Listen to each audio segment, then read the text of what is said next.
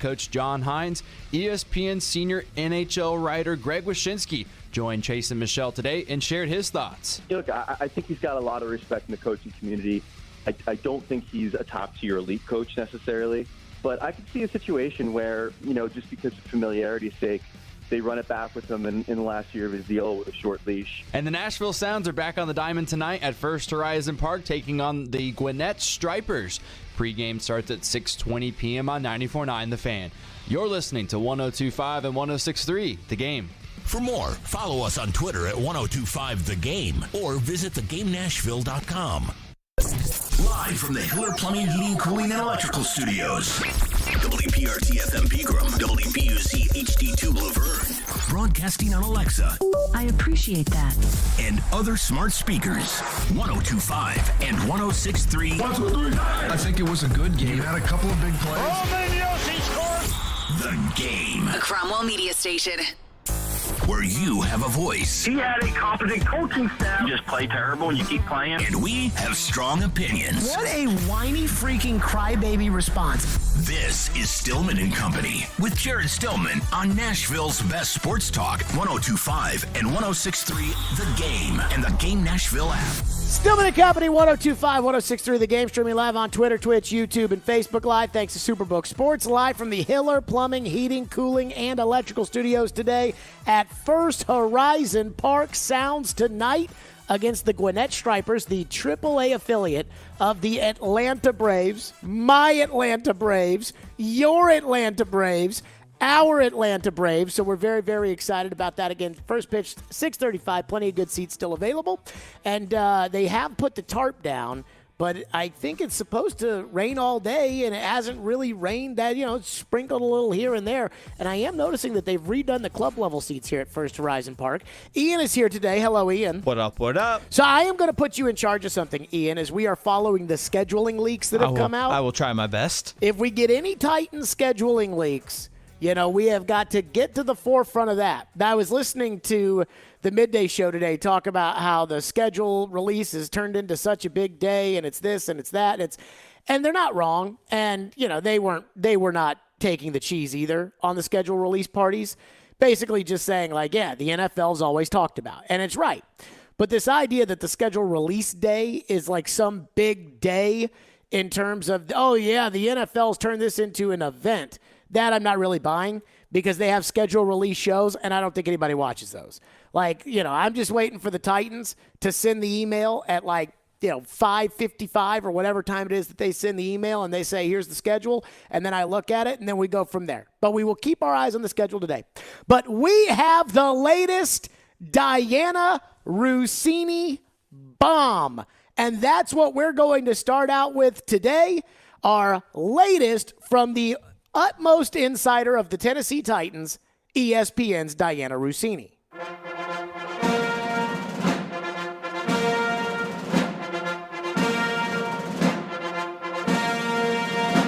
This Diana Russini report comes directly from the desk of Mike Vrabel, most likely. Okay, so there you go. We know what it means when it comes from Diana. We know where it's coming from, we think, most likely. For the most part, the Titans quarterback situation. After the draft, Mike Vrabel said, on Monday, Ryan Tannehill will be the starter, Malik will be the backup, and Will Levis will be the third stringer. And we know that, okay, fine, Mike, you won't say who's starting, you won't this, that. Everybody, we get calls all the time about, Levis should play, and they should put Levis in, and then they should battle it out, and they should this. Here's what Diana said about the Titans quarterback situation. Yeah, Ryan Tannehill is the starter week 1. That's what I was told, that this is his team. He is the guy. The drafting Will Levis is obviously this team looking to the future, knowing that Ryan Tannehill will be playing on an expired contract, and this is his last year in Tennessee, and no movement there if they're going to extend him just yet, if they even decide to do that. But for now, it's Ryan Tannehill's team. Malik Willis is the backup quarterback, but they're going to give Will Levis an opportunity to see if maybe he can beat out the backup quarterback there and see if he can win that position. Okay. So instead of, today Ryan is the starter and Malik is the backup and Will is the third and we will go from there.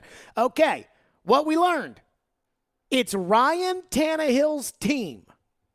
Diana Russini said he will be the starter week 1 of the season. So all the talk about, well, if Levis is ready and he shows that's not what the Titans are thinking about. The Titans are giving the keys to Ryan Tannehill, and he is the starter week 1. The second thing that I found fascinating by that Rossini bomb right there was there's no movement on the contract for Tannehill yet, if they even want to go that route. So Diana Rossini is saying at least if the Titans are thinking about possibly extending the contract of Ryan Tannehill. Because, again, I mean, I didn't think that the Titans had any interest in extending Ryan Tannehill's contract. I just figured when they drafted Will Levis, that was that. I kind of felt like, Tannehill was going to come out and he was going to play quarterback this year. And if it didn't work out, the next year they'd be either, and this was before the draft, they'd be looking for a Sam Darnold or a Baker Mayfield or a, one of those kind of guys. And that if it did work out, then they'd work out, kind of a bridge deal with Tannehill, or they'd work out, some kind of something with Ryan Tannehill. But again, Diana's saying there's no movement yet on the extension for Tannehill, which makes me think that there's actually a chance that there could be an extension for Tannehill. And then the third part of it, about Levis competing for the backup job with Malik Willis. Now, I assume that Levis will win that spot because I think Levis is better than Malik Willis. But it sounds like the battle the Titans are thinking of, the real position battle at the quarterback spot, is not between Levis and Tannehill, but it's between Levis and Willis. I was stunned by that. I mean, again, I think that this is coming right from Vrabel to Diana, who says Tannehill is the quarterback, it's his team, and he will start week 1, period. I mean, it didn't even sound like, and I think this is crazy, if this is the way the Titans are really approaching this, though it wouldn't shock me given how short-sighted a lot of decisions they've made over the last 4 or 5 months have been. But it sounds to me, the way Diana talked about it, was not they drafted Will Levis because they view Will Levis as the quarterback of the future. But more so, they drafted Will Levis in the second round because they wanted to see, hey, we know Tannehill's not getting any younger. We know Tannehill is towards the end of his deal. We know that next year we may need a new quarterback. Let's see if Will Levis can be that guy. I don't think they understand that, in my opinion, unless, Brock Purdy comes out of nowhere like he did in San Francisco, I don't think they understand that they're beheld to Will Levis's success. And if Will Levis isn't good, that they're fired. For some reason, I think they looked at it like, well, we do need a young quarterback, and let's just take him. He's highest on our board. Okay. And I don't think they looked at it like, we are taking our quarterback of the future. Where, had they done what Diana reported they were trying to do before the draft, trade up to 3 and take C.J. Stroud, then they would have said, okay, we're taking our swing at the quarterback. I hate to break it to Vrabel and Rand Carthon, and we've talked about the fact that it's obvious that they like Levis. They didn't love Levis, or else they wouldn't have taken a guard before they took Will Levis. I hope they understand they took their swing at the quarterback position. Will Levis is your swing. It's not it was a value pick in the second round. That's not how this works, babe. I mean, right now, all the talk at rookie minicamp this weekend, it's not going to be about how Peter Skoronski looks without pads on against other rookies. It's going to be about Will Levis. When they put out the numbers as to who's wearing what number, people don't care that Peter Skoronski's wearing number 77. But there's a lot of talk about the fact that Will Levis is wearing number 8.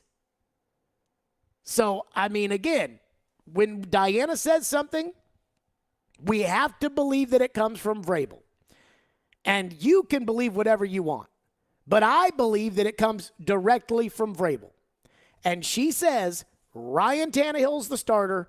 It's Ryan Tannehill's team. Not Ryan Tannehill's the starter today, with the implication that that doesn't mean he won't be the starter tomorrow. She said he's the starter week 1. So the Titans have decided Tannehill's the starter, and Levis will compete with Willis for the backup spot. Now, it sounds to me like the Titans are going to give Malik a fair shake. I'm not sure it'll really matter because, again, like I said, I don't think Malik is very good. But this talk about would Levis win the job out of camp or should Levis get the start or, well, what's to lose? We should play Levis. We should not play Levis. We should cut Tannehill. That's not what they're saying. They're saying, through Diana, that Ryan Tannehill is the week 1 starter. Now the other part about the Diana Rossini report, the Diana bomb. Did Arizona leak that? I mean, Ian, I need some help here. Was that Arizona who leaked that Ryan Tannehill is the week 1 starter?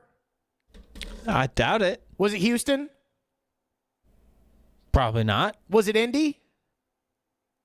I wouldn't think so. So for all you conspiracy theorists last week who said that there was no way the Titans could have told Diana their plans in the draft, and that, oh no, it had to come from Arizona. It had to be Arizona doing the leaking.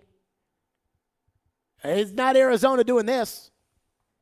And it's not a big deal. I mean, we kind of all assumed Tannehill would be the starting quarterback of this team. I mean, now it cements what they're thinking, that it's not like we'll get to camp and see how it goes, which is what Vrabel made it out to be. It is a Ryan Tannehill's the starter, period, done deal, week 1. We'll find out in 4 hours who the Titans are playing week 1. And that's where Tannehill will play. I mean, that's what it is. But for all you people out there that didn't think that Diana Rossini was getting her information from the Titans, Diana Rossini has a direct line to the coach, and it is obvious, at least to me, in my opinion. And I don't understand how people don't get that. And I feel bad because Diana's just doing her job, right? Like, we talk about her all the time. She's just doing her job.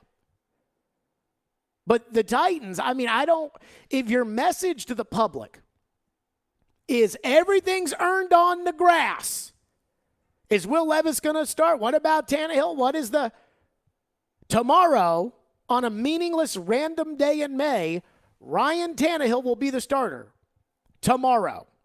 Malik Willis will be the backup tomorrow. Will Levis will be the backup tomorrow. So the projection from the Titans to the fans and to the locker room is every day's a competition. Nothing is set in stone. We haven't made any plans. The only thing we made plans for is tomorrow, which, sure, it's far-fetched, but that's the mentality that they're trying to publish to the players. And then after you get in front of the media and one guy of the hierarchy lectures the media to be positive, the other guy acts like he'd rather be anywhere else at that time and is as arrogant as all get out about simple questions like, I don't know who's going to play receiver. You turn around and go tell ESPN the exact opposite of what you're trying to tell your team. The exact opposite of what you're telling your media and your fans. Why is that? And so I don't want to hear any of this. Oh, no, Diana, she got her information from Arizona. Diana got her information from Indianapolis. I don't think she got that from Arizona. That Ryan Tannehill is starting week 1. So that's the latest Diana bomb. Your reaction. 615-737-1025 is our phone number. Ryan Tannehill is the starting quarterback week 1. End of discussion. Is that a good idea? And what about the extension talk for Tannehill? Do we think the Titans are actually thinking about that? We'll get to that next. 615-737-1025, Stillman & Company, right here live from First Horizon Park. Again, the Sounds are taking on the Gwinnett Stripers, the AAA affiliate of the Atlanta Braves. That game is at 6:35. And as always, great tickets are still available. 615-737-1025 if you want to get in. And, of course, you can hear the Sounds on 94.9 The Fan, and tonight's game is at 6:35. And Sounds Baseball is presented by Farm Bureau Health Plans, 312 Pizza, and Family Leisure. 102.5 and 106.3 The Game has an all-star lineup Monday through Friday. Batting first at 6 a.m., it's Robbie and Rexroad. Yeah, you take that. You take that. Take 80% of that. Followed by Chase and Michelle at 9. Couldn't hit the broadside of a barn. I need my caffeine so much. Then it's Caroline, Willie, and D-Mace at 11. Yep, green light, let's go. You've got a lot of options. He say, she say. And bringing it home at 2, Jared Stillman for Stillman and Company. That guy will be a good coach. We are Nashville's best sports talk, 102.5 and 106.3 The Game. Hey, Robbie Stanley here, and season tickets for the Preds 2023-24 season are on sale now. Preds will be celebrating their 25th anniversary throughout next season. Full half and quarter season plans are available, and you can join the Loyal Legion today and receive the best seat locations at the best pricing and up to 50% off discounts on concessions throughout the season and more. Plus priority access to the 2023 NHL Draft and awards, which are hosted right here in Nashville coming up this summer. Check it out at NashvillePredators.com/season tickets. Hey, it's Jared from my friends at Hiller. Hiller's Heat Wave Heroes are keeping you from getting burned this summer. If you know your home needs an air conditioning replacement, do not wait until it breaks down. You do not want to be sweating in your home. This month, get a free UV light and free electronic air cleaner when you buy select new HVAC systems. Or get a whole home water filtration for just $59 a month. Or get a new whole home generator for just $139 a month. Call Hiller's Heat Wave Heroes to save the day. Visit happyhiller.com to book. If you're hiring, it can feel like you're trying to find a needle in a haystack. You can hope the right person comes along, or you can just use ZipRecruiter. And now you can try it for free at ZipRecruiter.com/radio. In fact, ZipRecruiter has helped a lot of business owners find their needle in a haystack, like Marco, president of operations at Telly Tires and Auto Centers. Because Telly Tires has grown a lot in the last few years, Marco needed to hire everyone from a receptionist to a store manager to a head mechanic. ZipRecruiter helps me find all the right people, even the most difficult jobs to fill. ZipRecruiter helps me keep my business running. Take it from Marco and millions of other businesses who've used ZipRecruiter. ZipRecruiter can help you find the needle in the haystack. See why 4 out of 5 employers who post a job on ZipRecruiter get a quality candidate within the first day. And right now, you can try ZipRecruiter for free. That's right, free at ZipRecruiter.com/radio. That's ZipRecruiter.com/RADIO. ZipRecruiter.com/radio. ZipRecruiter, the smartest way to hire.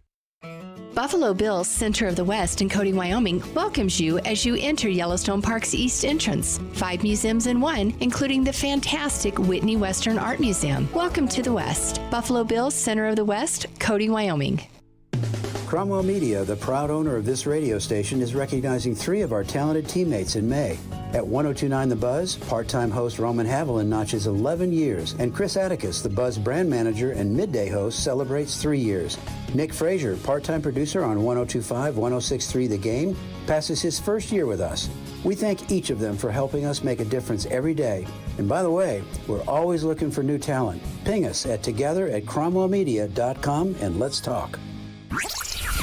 Anyone want to tell me what happened? Did you miss any of today's show? It's okay. It's fine. Don't worry. Subscribe to the Stillman and Company podcast on Apple, Spotify, and other podcast platforms, or by going to thegamenashville.com. All right, I'll give it a shot. Strong opinions and a strong personality on your drive home. This is Stillman and Company on 102.5 and 106.3 The Game and the Game Nashville app. Your representation had any conversations with the Titans about your contract heading into the last year with the big number? Would you like an extension at this point? Yeah, I'm not going to get into professional side of things, the business side of things up here. There you go. That was Tannehill last week. Yeah, man, I'm not talking contract, which is his right. We asked Derrick Henry when there were rumors about him wanting an extension. I asked Derrick Henry at training camp, and he said, wouldn't you want a promotion at your job? So that was Derrick's way of, I would like that. Let's go back to the Diana bomb. Diana Rossini on ESPN talking about the Titans quarterback plans, and listen to how she describes the potential contract future of Ryan Tannehill. Yeah, Ryan Tannehill is the starter week 1. That's what I was told, that this is his team. He is the guy. The drafting Will Levis is obviously this team looking to the future, knowing that Ryan Tannehill will be playing on an expired contract, and this is his last year in Tennessee, and no movement there if they're going to extend him just yet, if they even decide to do that. But for now, it's Ryan Tannehill's team. Malik Willis is the backup quarterback, but they're going to give Will Levis an opportunity to see if maybe he can beat out the backup quarterback there and see if he can win that position. They're not thinking about giving him an extension yet. They may want to go there. Again, when it comes from Diana, I think it's coming from the Titans. What that tells me, everybody that assumes that Ryan Tannehill is not coming back next year may be wrong. I assume Tannehill's not coming back next year because the way they have to give him, he is underpaid. I heard today Charles Robinson, who is in the know, on Robbie and Rex Road telling the guys, oh, yeah, Tannehill would have to significantly take a pay cut in order to. Tannehill makes $27 million this year. That is underpaid.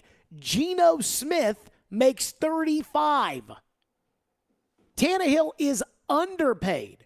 So in order for you to extend Tannehill's contract, if he has a good year, you're probably just better off using the franchise tag on him. But I am surprised that the Titans are, hey, we haven't decided if we're going to extend Tannehill's contract yet. And it's like, wait a minute, is that part of the plan? And I keep saying that I do not think this Will Levis pick is like Malik, where, hey, your fourth pick in the draft is a backup quarterback that has potential. Maybe it'll work. You picked him 86th, whatever. Levis was picked 33rd, and you traded a third in next year's draft to be able to get him. To me, he's the quarterback of the future. And he's on a 4-year contract.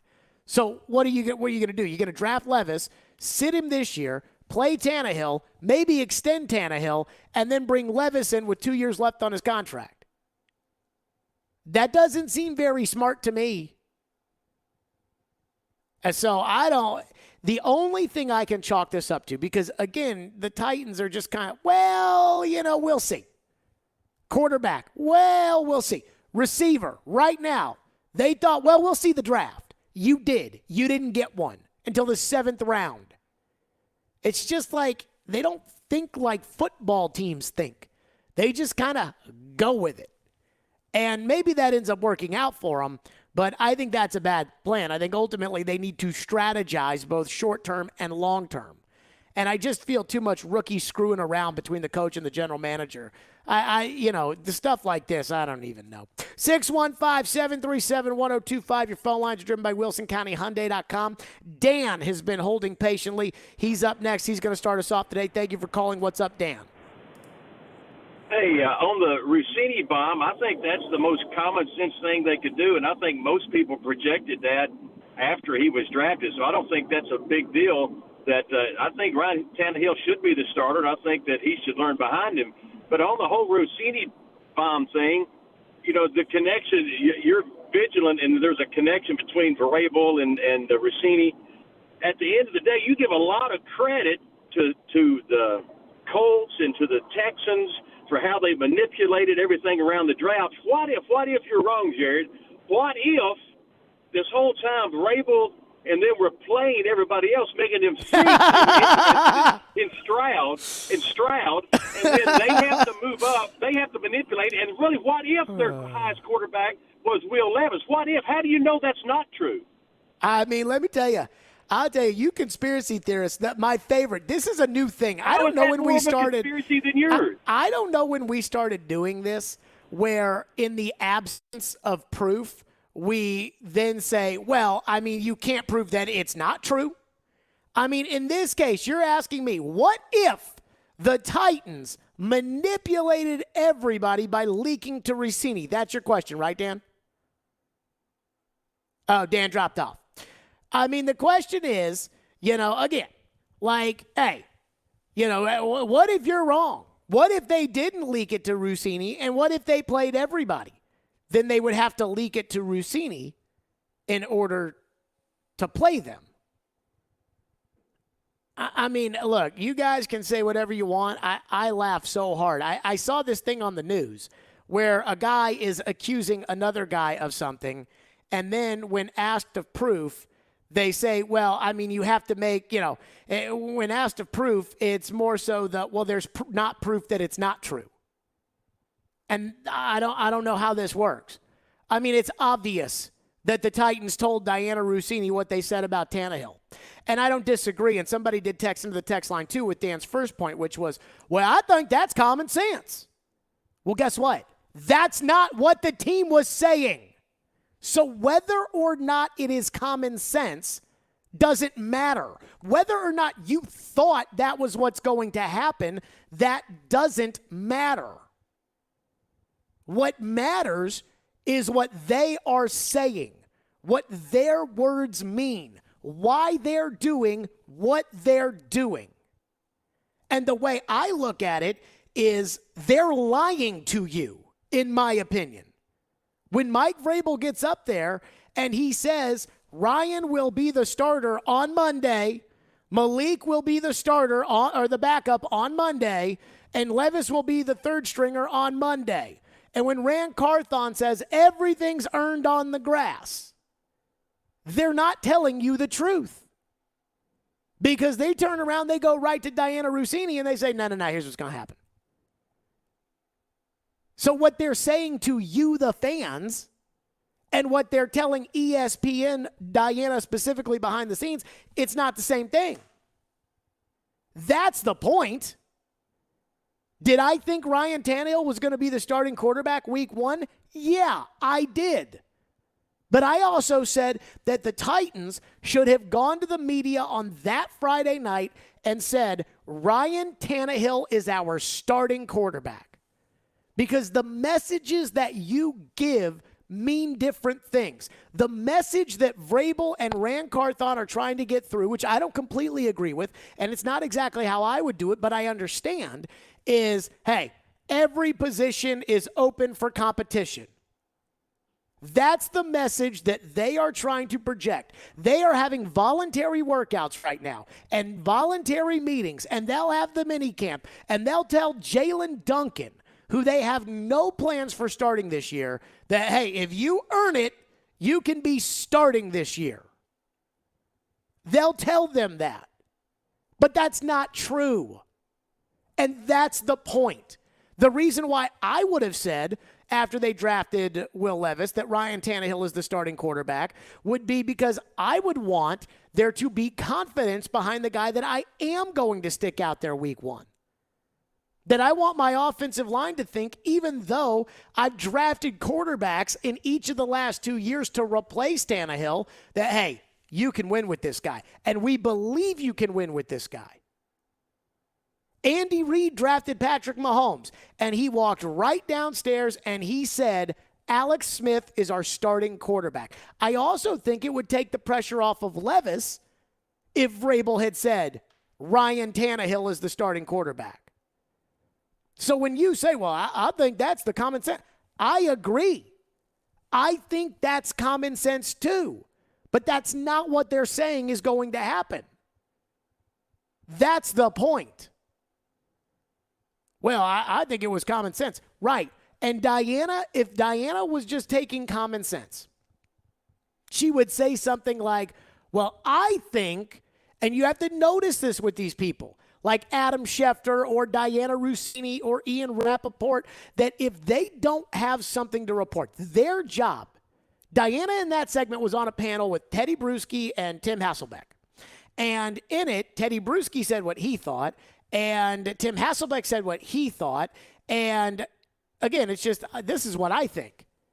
And every now and then, when those people that's jobs are to get scoops, when they don't have scoops, they will do the, well, I think. When Adam Schefter starts doing the, well, I think, I just turn off my ears because I don't care. I want to know what you know, not what you think. She didn't say, I think. When she says, I heard, or I've been told, or she's telling you, this is what somebody is telling me. And like I pointed out, you can say that it was Arizona that leaked it to Diana, that the Titans were trying to move up to 3 for a special player, or you can assume, like I do, that it was the Titans. That it was the Titans who gave it to Diana when they shouldn't have, and it cost them the quarterback that they loved. He's not even a quarterback I loved. And then it was the Titans who told Diana that Ryan Tannehill will be the starter week 1 when they're not telling any of you that. That's the point. 615-737-1025 is our phone number. Speaking of Teddy Bruschi, another Vrabel buddy, he does have a take that I want to get to, and we'll do that coming up next. Stillman and Company, 615-737-1025 is our phone number. If you want to weigh in, 615-737-1025. Stillman and Company, 1025, 106 The Game.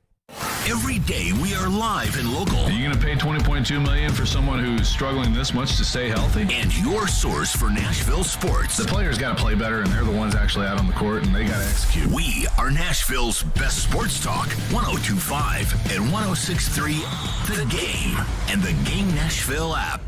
You don't have just an ordinary mom in your life. She's the best. Her work never stops. Her sacrifices are many. Her love is unfailing.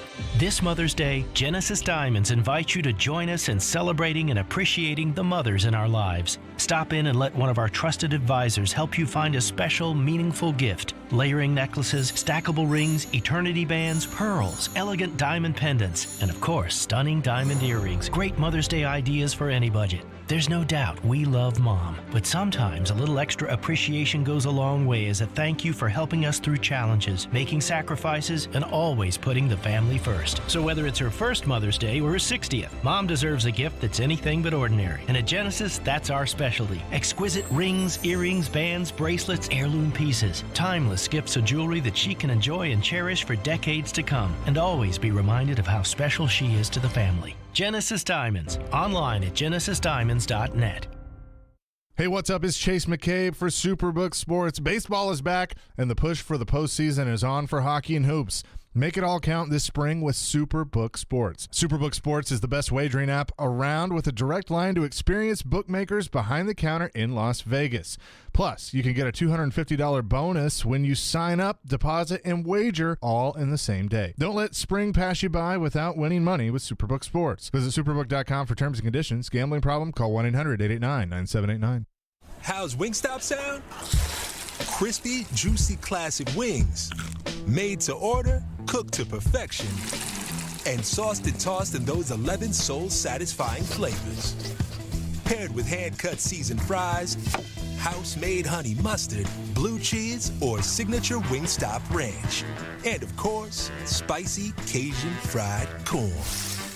I think you've heard enough. Get your flavor delivered at wingstop.com.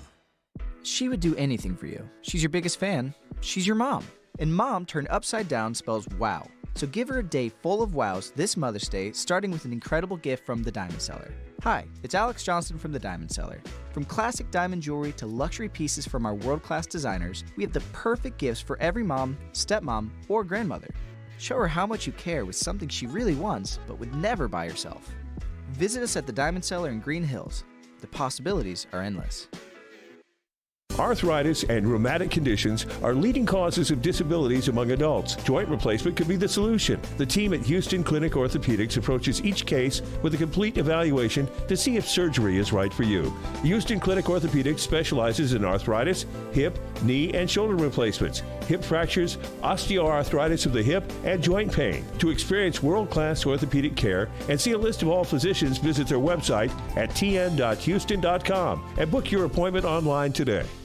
94.9 The Fan is your home for Hit City. Tonight, your Nashville Sounds continue their homestand at First Horizon Park against Gwinnett. Swing and a miss, strike three. Sounds win. Pre-game at 6:20. On your home of Nashville Sounds baseball, 94.9 The Fan and the Fan app. Hey, this is Roman Yossi. You're listening to Nashville's best sports talk, ESPN 102.5 The Game. My process doesn't really change. You know, it's I like to believe that I'm giving my all every time I go out there and prep, whether it's in an OTAs or week 15, you know, getting ready to go win a game. You know, you want to have a process about how you go about things, take your job seriously each and every day, knowing that nothing's given to you and got to go out there and earn everything. So, you know, that process doesn't change.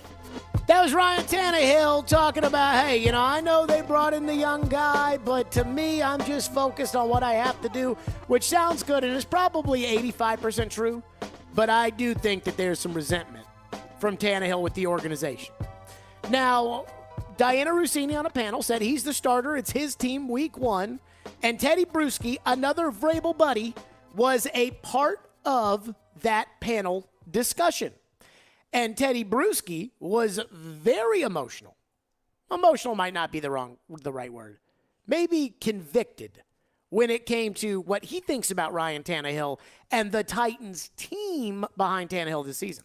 If I'm a player in that locker room, I want Ryan Tannehill to make it as hard as possible for the Tennessee Titans to play Will Levis. I want Ryan Tannehill to play so well that he goes out there and earns another contract that pays him hundreds of millions of dollars. That's what's best for us as players. That's what's best for the team. Because if we end up seeing Will Levis, that means it's catastrophic for Ryan Tannehill because he's either hurt or he doesn't play good football anymore, and now we got to bring this rookie in, and we're not going to win anymore. So that's what I think's going to see, because all Ryan Tannehill's thinking about is this: traded up 8 spots to go get this guy. And these quarterbacks, Tim knows, they get sensitive. They get sensitive on these things like this, and they're going to come out and be motivated and play hard. I think I'm going to see a great Ryan Tannehill this season that'll keep Will Levis on the bench.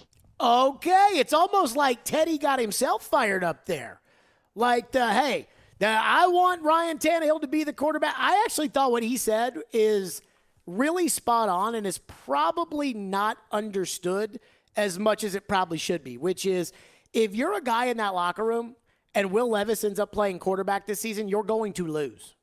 So if I'm on the Titans, I want Ryan Tannehill to be the quarterback because that means we've got a chance to win.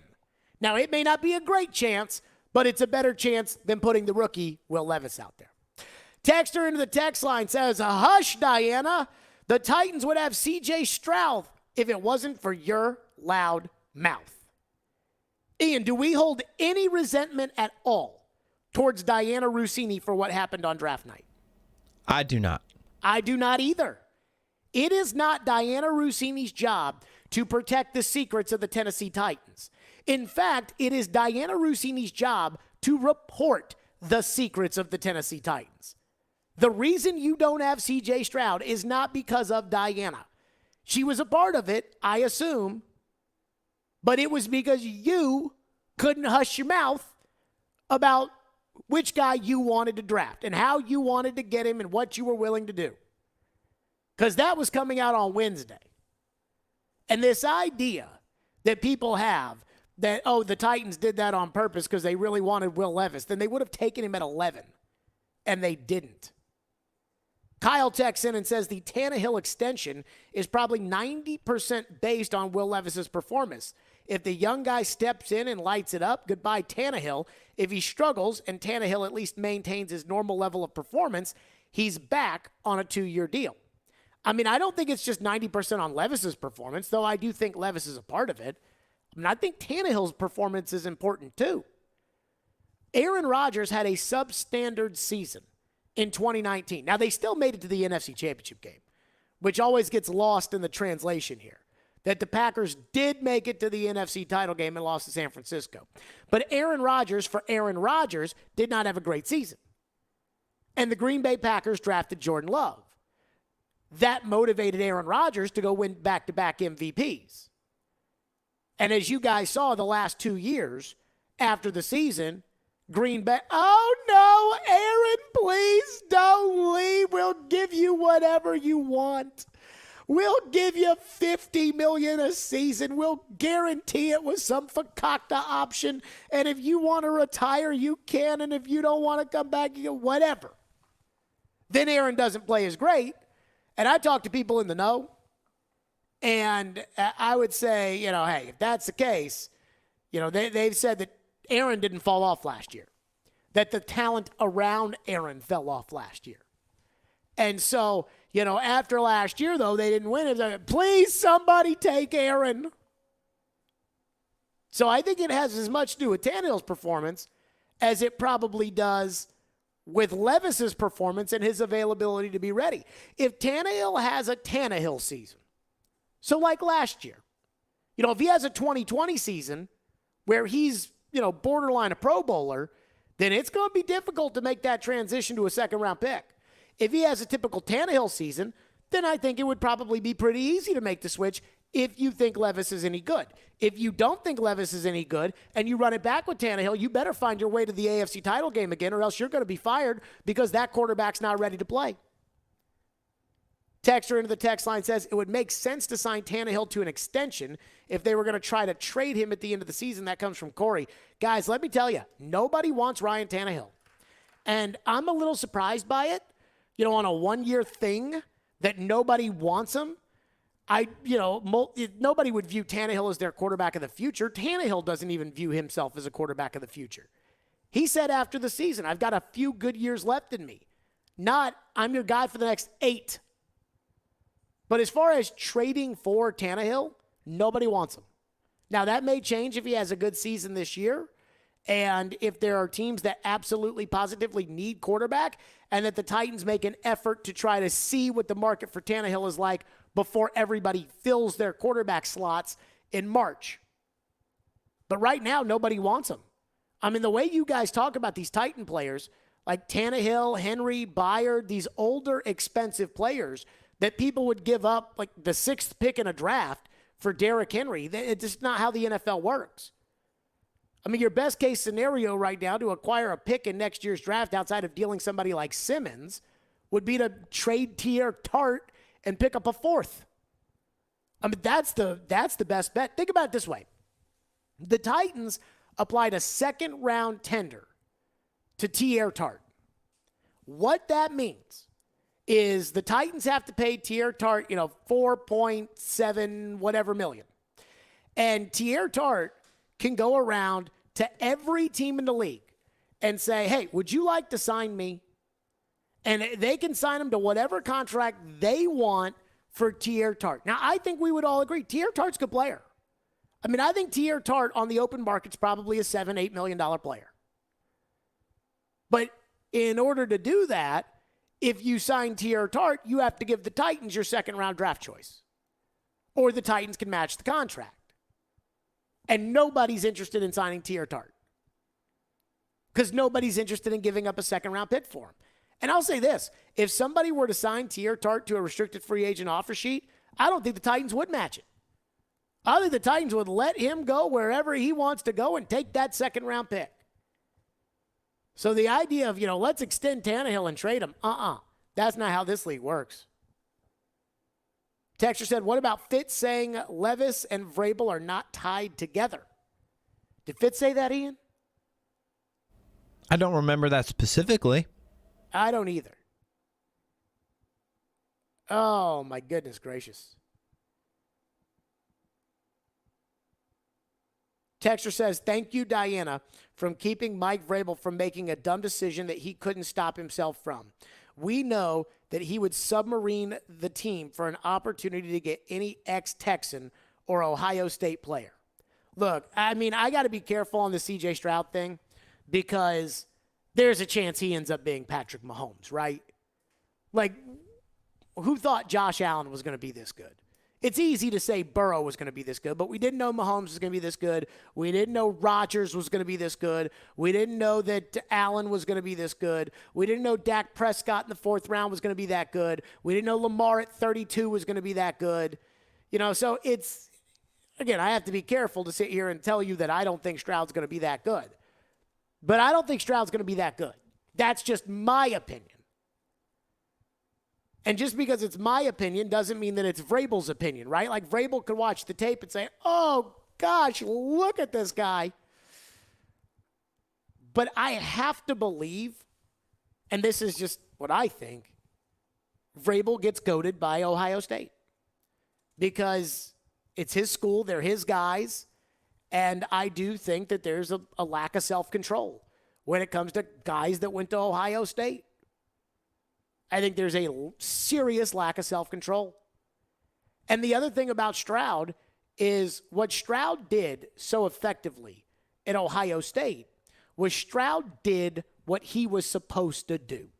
What they told him to do, he did. Hey, this guy's coming open, throw it here right now. And that's great. But this is the NFL. And you cannot tell the quarterback what to do on every play. Now, there was a Dan Marino documentary I watched.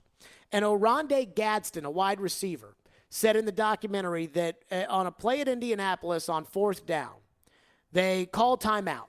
And Jimmy Johnson says to him, you're going to run the curl, and Dan's going to hit you. And he says, okay, coach, and he runs out on the field. And Dan Marino looks at Gadsden and says, I'm throwing the go ball. And so Aronde Gadsden is standing there, and he's like, what do I do? Jimmy Johnson just told me to run the curl. Dan's going to throw it to me. Dan just told me to run the go.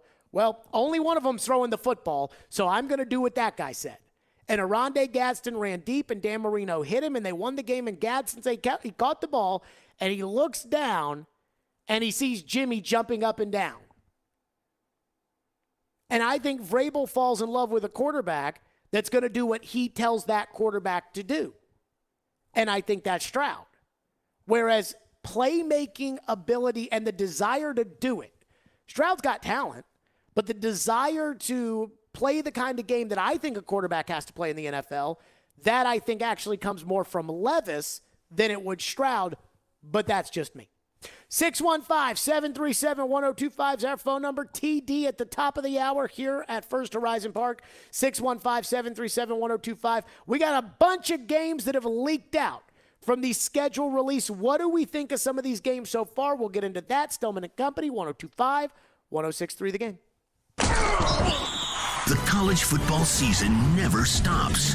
ESPN college football analyst Trevor Manich joins Stillman & Company every Tuesday at 4:30. They've got to do what Nick Saban in Alabama has done so successfully over the last 10 years. Presented by Houston Clinic Orthopedics on Nashville's best sports talk, 102.5 and 106.3 The Game and the Game Nashville app. Celebrating mothers everywhere. Electronic Express has what you need to make this the best Mother's Day yet. Spoil mom with brands like Samsung, Sony, LG, KitchenAid, Dyson, and more. We've also got huge savings in every department. 4K TVs, computers, housewares, smart home, and more. Plus, save up to 40% on all appliances with up to 3 years free financing. Shop in-store or online. Get more for mom at Electronic Express.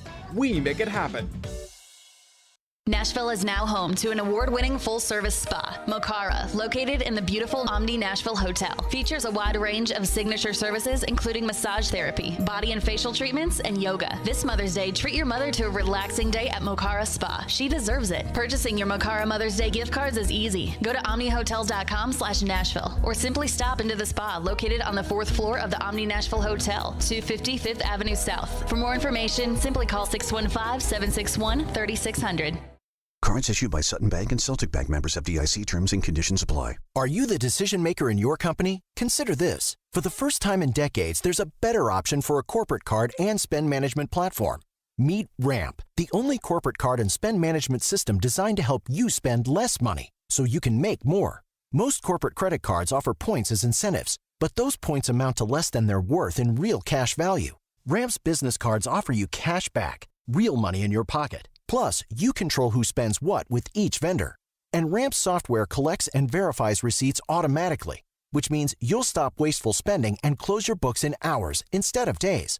Businesses that use Ramp add up to 3.5% to their bottom line the first year. If you're a decision maker, adding Ramp could be one of the best decisions you've ever made. And now get $250 when you join Ramp. Just go to ramp.com/sports. Ramp.com/sports. ramp.com/sports. At Fisher Investments, we do things differently, and other money managers don't understand why. Because our way works great for us. But it may not work for your clients. That's why Fisher Investments is a fiduciary, obligated to put clients first. It's the highest standard for a financial advisor. So, what do you provide? Cookie-cutter portfolios like the rest of us? No cookie-cutter portfolios here. Fisher Investments tailors portfolios to meet each client's goals and needs. But you do sell investments that earn you high commissions, right? And make commissions when you make trades for your clients? No, Fisher Investments doesn't sell any commission investment products, and we never earn commissions on trades. So what's in it for you? Fisher Investments fees are structured so we do better when our clients do better. When it comes to helping clients achieve a comfortable retirement, we're clearly different. Visit FisherInvestments.com to find out why investors like you switch to us. Fisher Investments, clearly different money management. Investments in securities involve the risk of loss. Bon appetit! Take some Titans. Derrick Henry. Some breads. Roman Yossi. Even some hoops. Light fires. Wow. Put it in a blender. And what do you have? Chase and Michelle. Pretty incredible. Call or text and weigh in. The fastest 2 hours in sports radio. Weekday mornings at 9 on 102.5 and 106.3 The Game. And the Game Nashville app. You're listening to Stillman and Company on 102.5 and 106.3 The Game and the Game Nashville app. Bills Jets, our first look at Aaron Rodgers in New York.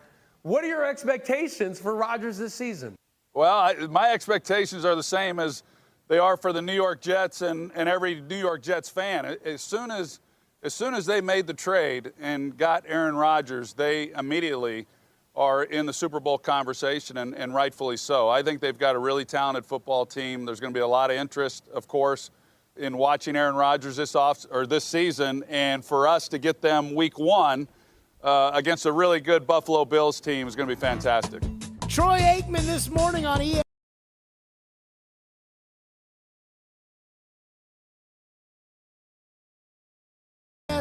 Those two guys got paid $1 jillion, and they do not do anything except call Monday night games. I mean, it's wild to me. You have an NFL draft. Mike Greenberg's hosting it, and I don't think Greenberg's a great host. No Troy Aikman on the panel? No Joe Buck hosting it? I mean, you pay the guys $1 billion, and all they do is – so Good Morning America had Troy on outside the Cowboy Stadium today to talk about some games that they would have on Monday Night Football, and that's the big one. Week 1 opener, Jets and Buffalo. So all these, leaks are coming out, but most of it is games that the NFL wants released all throughout the day. So CBS, I think this morning, got to release a game or two. NBC got to release a game. So here's the week 1 primetime schedule, at least in front of me. The opener to start the year, and we don't have any Titans news other than the Baltimore one. Is that correct, Ian? The one that came out yesterday? That is correct so far, we've seen, yes. Okay. So Kansas City, Detroit, week 1 is the start of the season game. Like the opening kickoff on NBC is Detroit? I mean, it's bad enough we got to watch that crap franchise on Thanksgiving. But what, Detroit? Why Detroit? Why Detroit week 1? And Kansas City has a good schedule. I mean, worst case scenario, just put Justin Herbert and the Chargers there week 1. But Detroit? I don't want to watch Detroit. So that I'm against, the NFL opener. Now, Sunday Night Football, week 1, Giants-Cowboys. What do we think of that? I'm a little Giants-Cowboys out, but the Giants were good last year, and the Cowboys were good, and it's kind of a prove-it year after Daniel Jones signed that contract. What do we think about Giants-Cowboys week 1 on Sunday Night Football? I mean, it's a good TV game. They like the good TV game. But are you interested in that? I mean, we watch all the games. I know, but oh man, week 1, Sunday Night Football, Daniel Jones versus, me too. I'm not, whereas Monday Night Football, Buffalo versus the Jets. Fair point. That I'm excited to watch. Juicy. That is a great game. I'm shocked they gave it to Monday Night Football. They actually are giving Monday Night Football some good games this year. That's probably a good thing. Eagles-Chiefs, the Super Bowl rematch, Monday Night Football, Week 11. The Super Bowl rematch is going to Monday Night Football? I mean, they used to crap on Monday Night Football. That's where you used to get like Seattle versus Jacksonville was Monday Night Football. Sunday Night Football is where you get Mahomes and Brady and Rodgers. Now, there is a Sunday night game, Chiefs at Jets, week 4. That is a juicy game. So those are some of the games that have come out. On Thanksgiving, for instance, as I kind of roll through here, Thanksgiving, the Commanders will play the Cowboys. That'll be the late window because it's always the late window. The Cowboys and Commanders on Thanksgiving. Can I just say, I'm Cowboys Washington out. I can watch Cowboys Washington every year. I would prefer, Cowboys Jets. That game's supposed to be in Dallas. Cowboys Jets on Thanksgiving Day. What I think the NFL's doing is, and this is the first year, I believe, of the new TV contracts, I think what the NFL's doing is they're saying, like, hey, we don't want to burn premium games on days in which we know we'll get a lot of viewers, regardless of if we put the Texans on or not.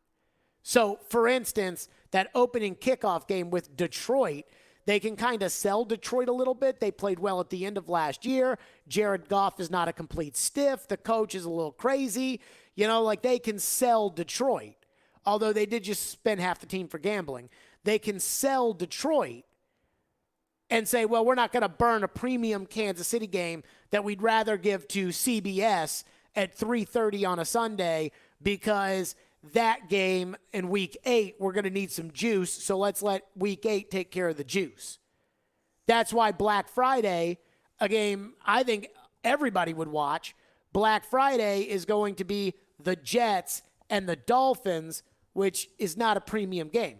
Jets and Cowboys is an ultimate premium game because it's New York market, Aaron Rodgers quarterbacking versus Dallas. So they're going to use that, you know, week 9, week 11, week 14, you know, something like that. Like they want it to be the way that the Bills and the Bengals were last year, which was, you know, this is the game of the year. But so far, some of these games that have leaked out, I'm not sure I'm a huge fan. I'm not sure I'm totally sold. Week 8 will be a Sunday. It doesn't say if it's Sunday Night Football or not.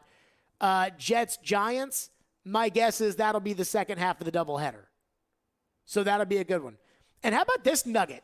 The Packers, so I guess the Packers' full schedule has come out. I think the Giants, most of their full schedule actually had been come out too. Where's the Titans' schedule? Nobody cares enough. TD? Oh, TD left. He was standing here for a second. TD, get on that Titan schedule. But I'm kidding. But the Packers have 5 primetime games. Who wants to watch the Packers right now? That seems like a lot. Flex them in.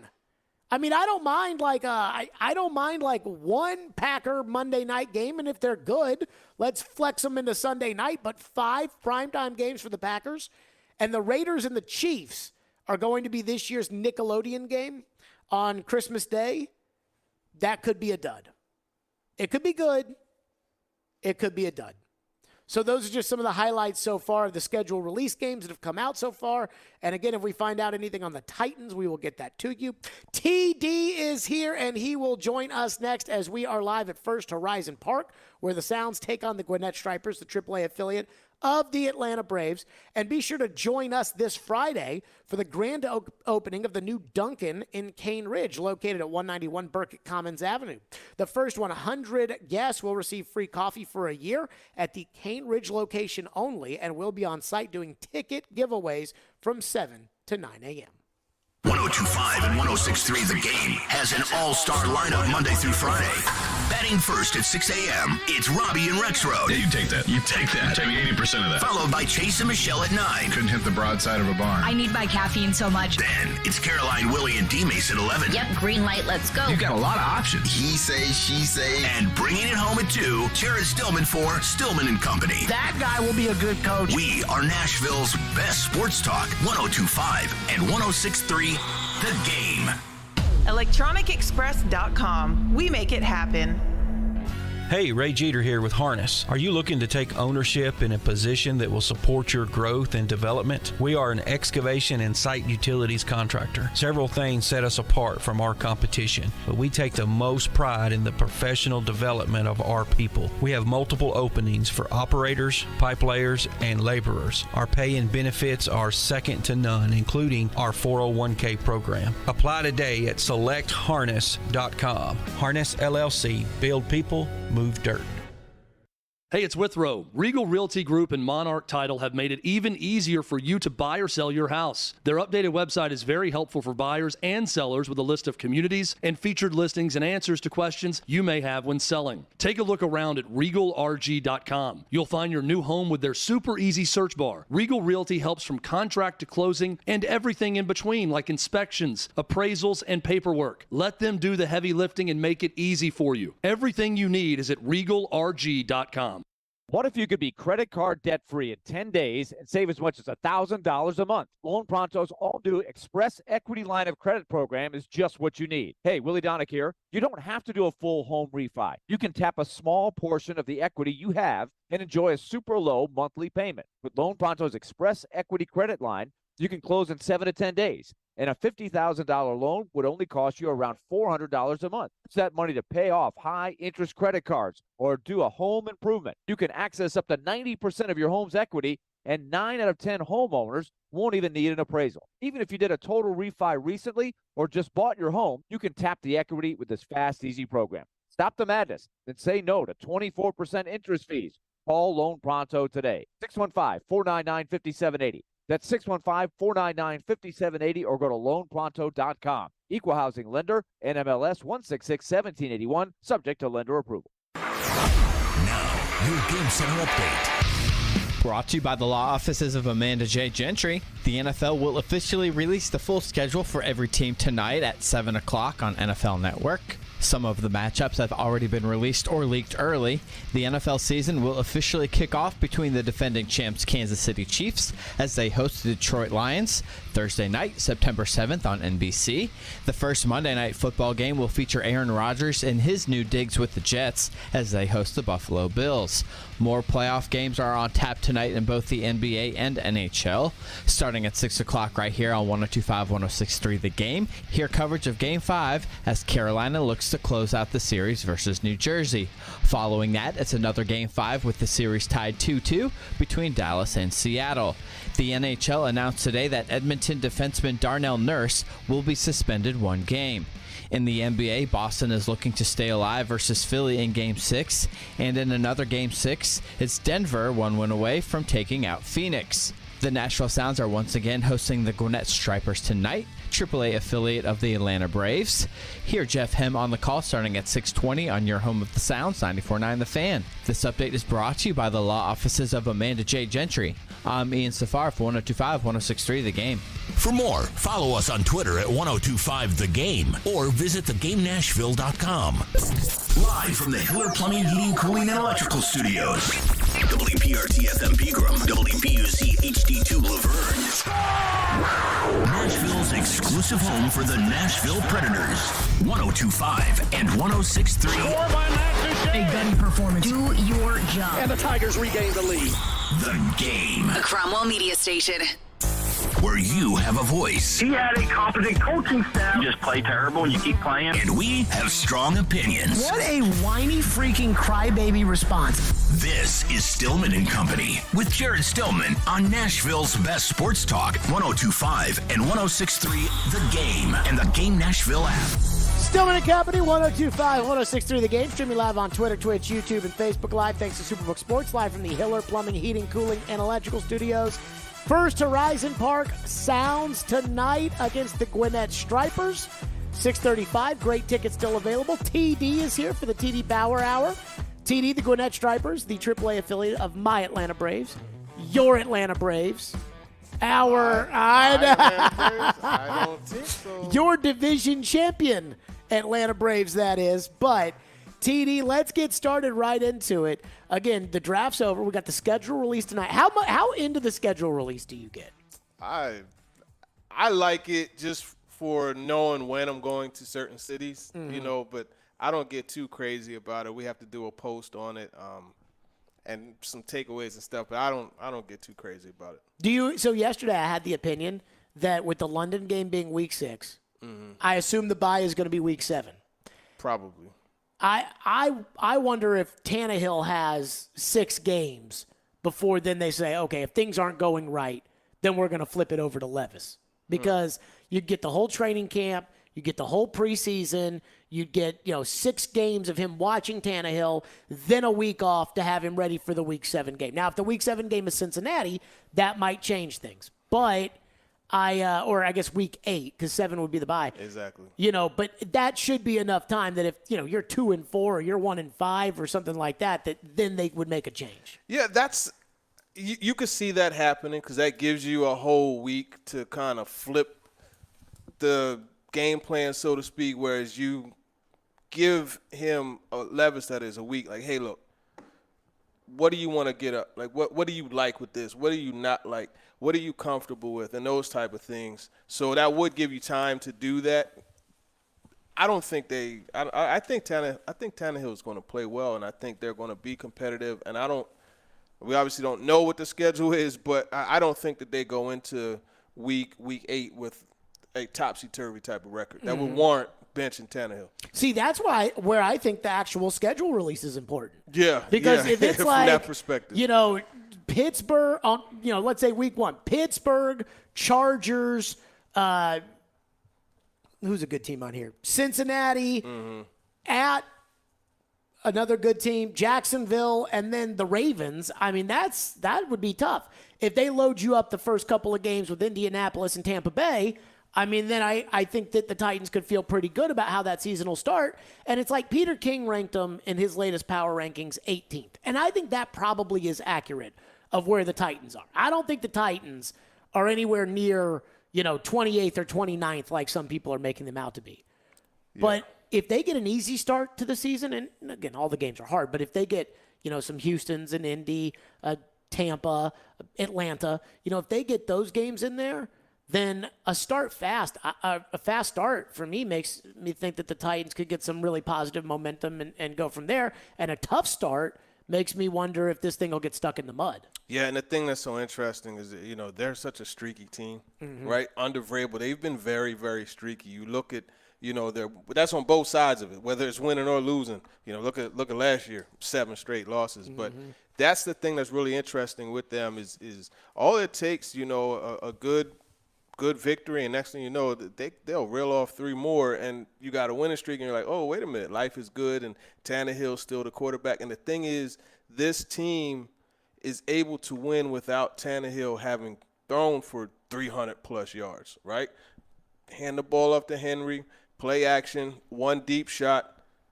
Now you got, points on the board. That's the way that they win, and also obviously with so much defense. So they could have a good record, and Tannehill doesn't have to play awesome. That's the thing that's really good with this and how everything's set up. I also think, too, another part of this, TD, as far as the schedule is concerned, is going to be about,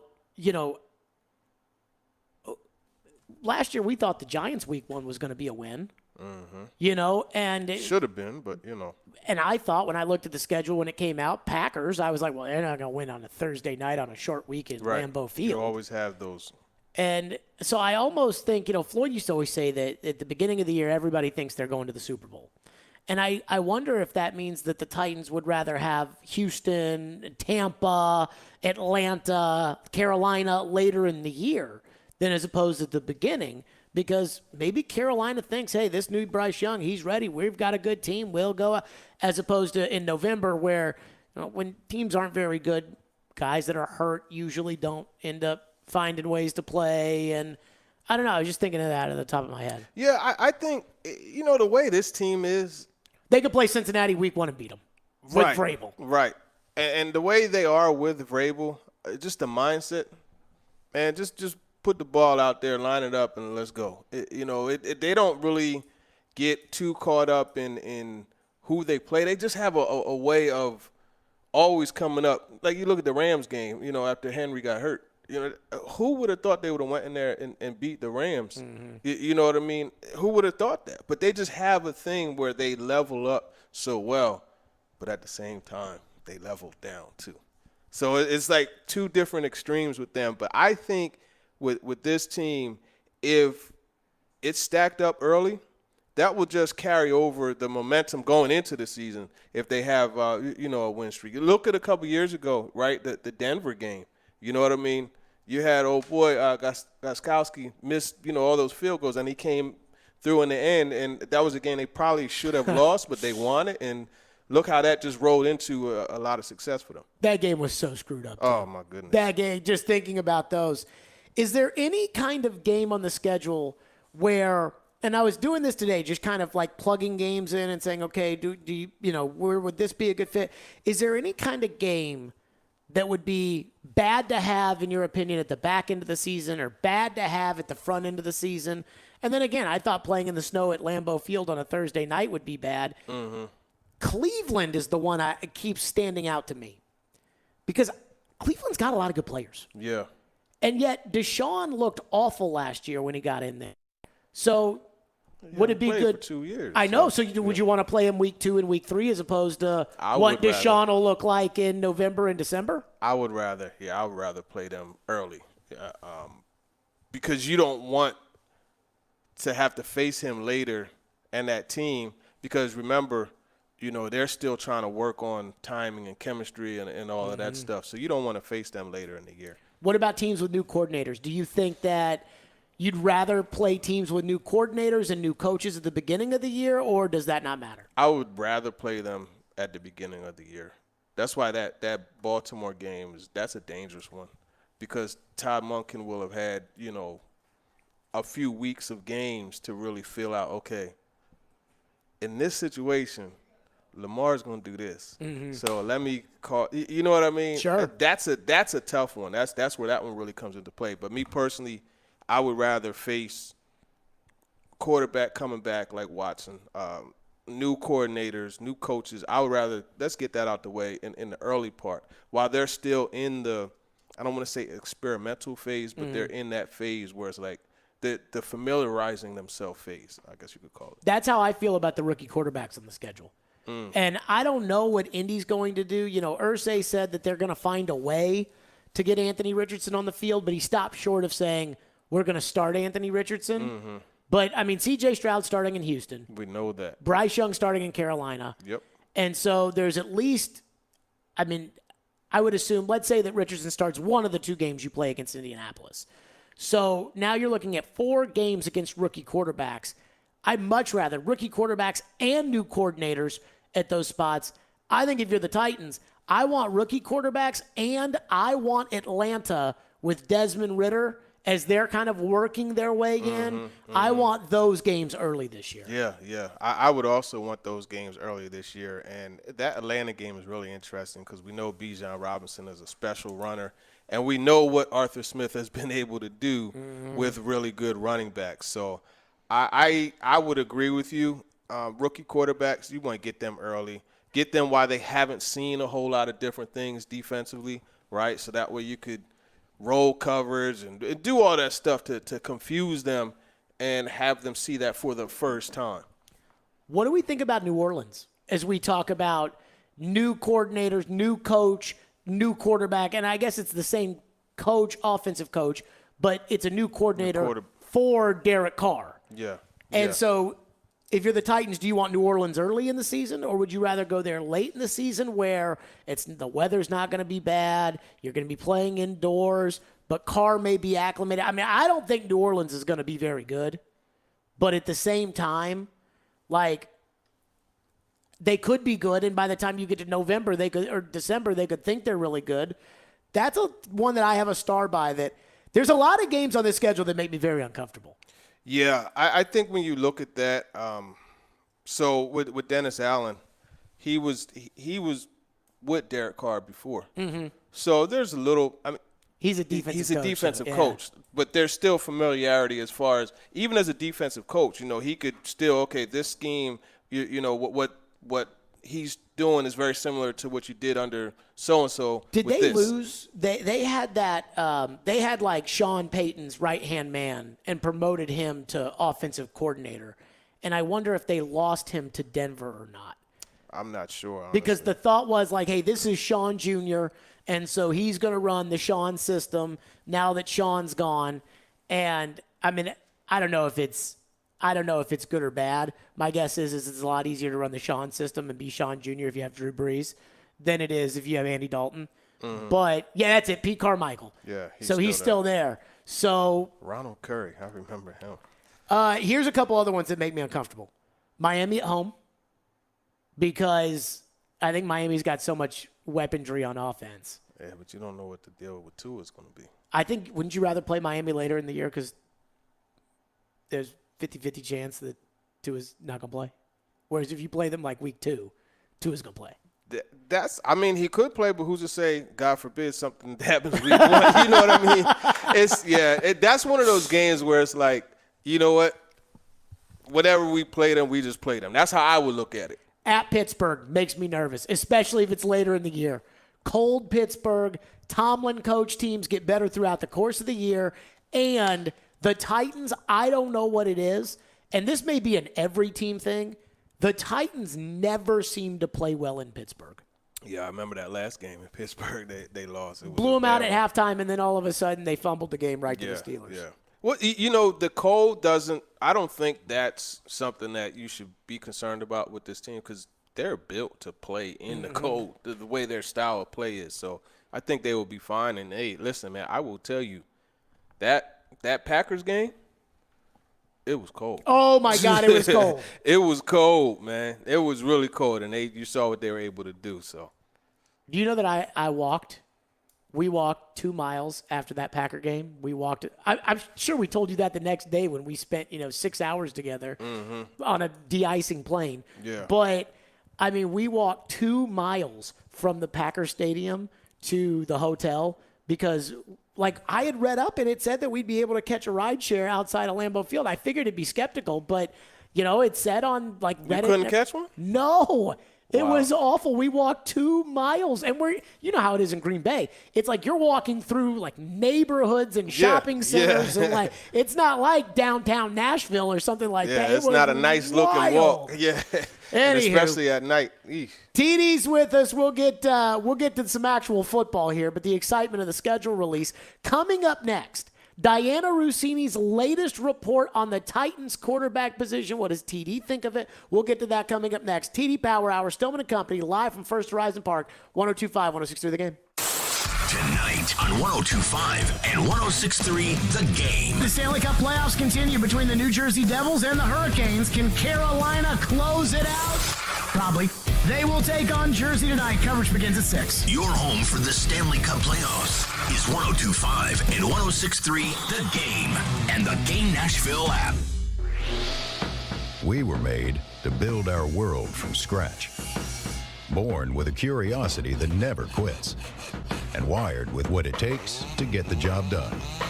All we need is the right set of tools. Northern Tool and Equipment is a problem solver's paradise.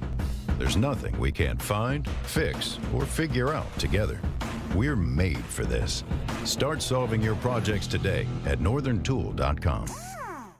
At the law office of Amanda J. Gentry, we are committed to defending your rights. Being arrested doesn't have to be the worst day of your life. Being served with custody paperwork doesn't have to be the worst day of your life. It may feel that way. But if you have Amanda J. Gentry representing you, you can feel confident that you're going to have the best quality representation in all of Middle Tennessee. Amanda J. Gentry goes wherever justice demands. 615-604-6263. AmandaJGentry.com. Does this sound familiar? Did your agent provide excellent entertainment with their TikTok videos and constant social media posts about themselves while completely ignoring that you hired them to sell your home? Did they tell you how wonderful they were? How many followers they had? They probably never sold your home, but hey, they did get 15 likes on their selfies. Hashtag my clients love me. Don't let that happen to you. Google TJ Anderson Homes and see why the only likes we care about are our clients loving our service. Ask us about our prepay with TJ option and how it can save you thousands. TJ Anderson Homes of Benchmark Realty. Office number 615-432-2919. Imagine you're looking at a balancing scale with everything you do for other people on one side and everything you do for yourself on the other side. If it isn't balanced, maybe it's time to spend a little more time on you. And therapy is a great place to start. BetterHelp connects you with a licensed therapist online who can help you find that balance and stick to it. Visit BetterHelp.com/score to get 10% off your first month. That's BetterHelp.com/score. We try to stay cool by being on social media. I'm with it. I'm hip. Follow us on Twitter at 1025 The Game and on Instagram at 1025 The Game Nashville. Hey! Oh yeah, and like us on Facebook too. Strong opinions and a strong personality on your drive home. This is Stillman and Company on 1025 and 106.3 The Game and the Game Nashville app. Yeah, Ryan Tannehill is the starter week 1. That's what I was told, that this is his team. He is the guy. The drafting Will Levis is obviously this team looking to the future, knowing that Ryan Tannehill will be playing on an expired contract, and this is his last year in Tennessee, and no movement there if they're going to extend him just yet, if they even decide to do that. But for now, it's Ryan Tannehill's team. Malik Willis is the backup quarterback, but they're going to give Will Levis an opportunity to see if maybe he can beat out the backup quarterback there and see if he can win that position. Okay, the latest Diana bomb coming from Diana Rossini. And, somebody called in TD in the first hour and said, well, that's common sense that Tannehill's going to be the starter. And I'm like, except that that's not what they've said. Like, what they've said is the opposite, which is, we'll all figure it out on the grass. Today, Tannehill's the starter, but with the implication that tomorrow we don't know. And then Diana's saying it's his team. He will start week 1. What do you make of that? Yeah, I mean, that's what it is. There's all intentions of him being the starter week 1. I don't think – I'm not going to say common sense, but it's known.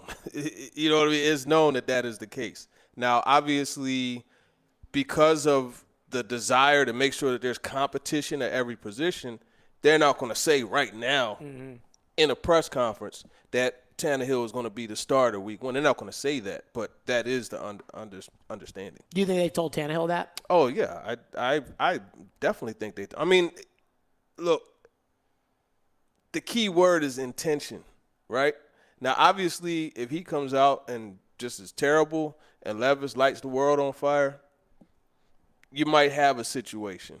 But I think by all means, they intend to have him be the starter. That's the case. So I was actually thinking about this yesterday. Because why keep him otherwise?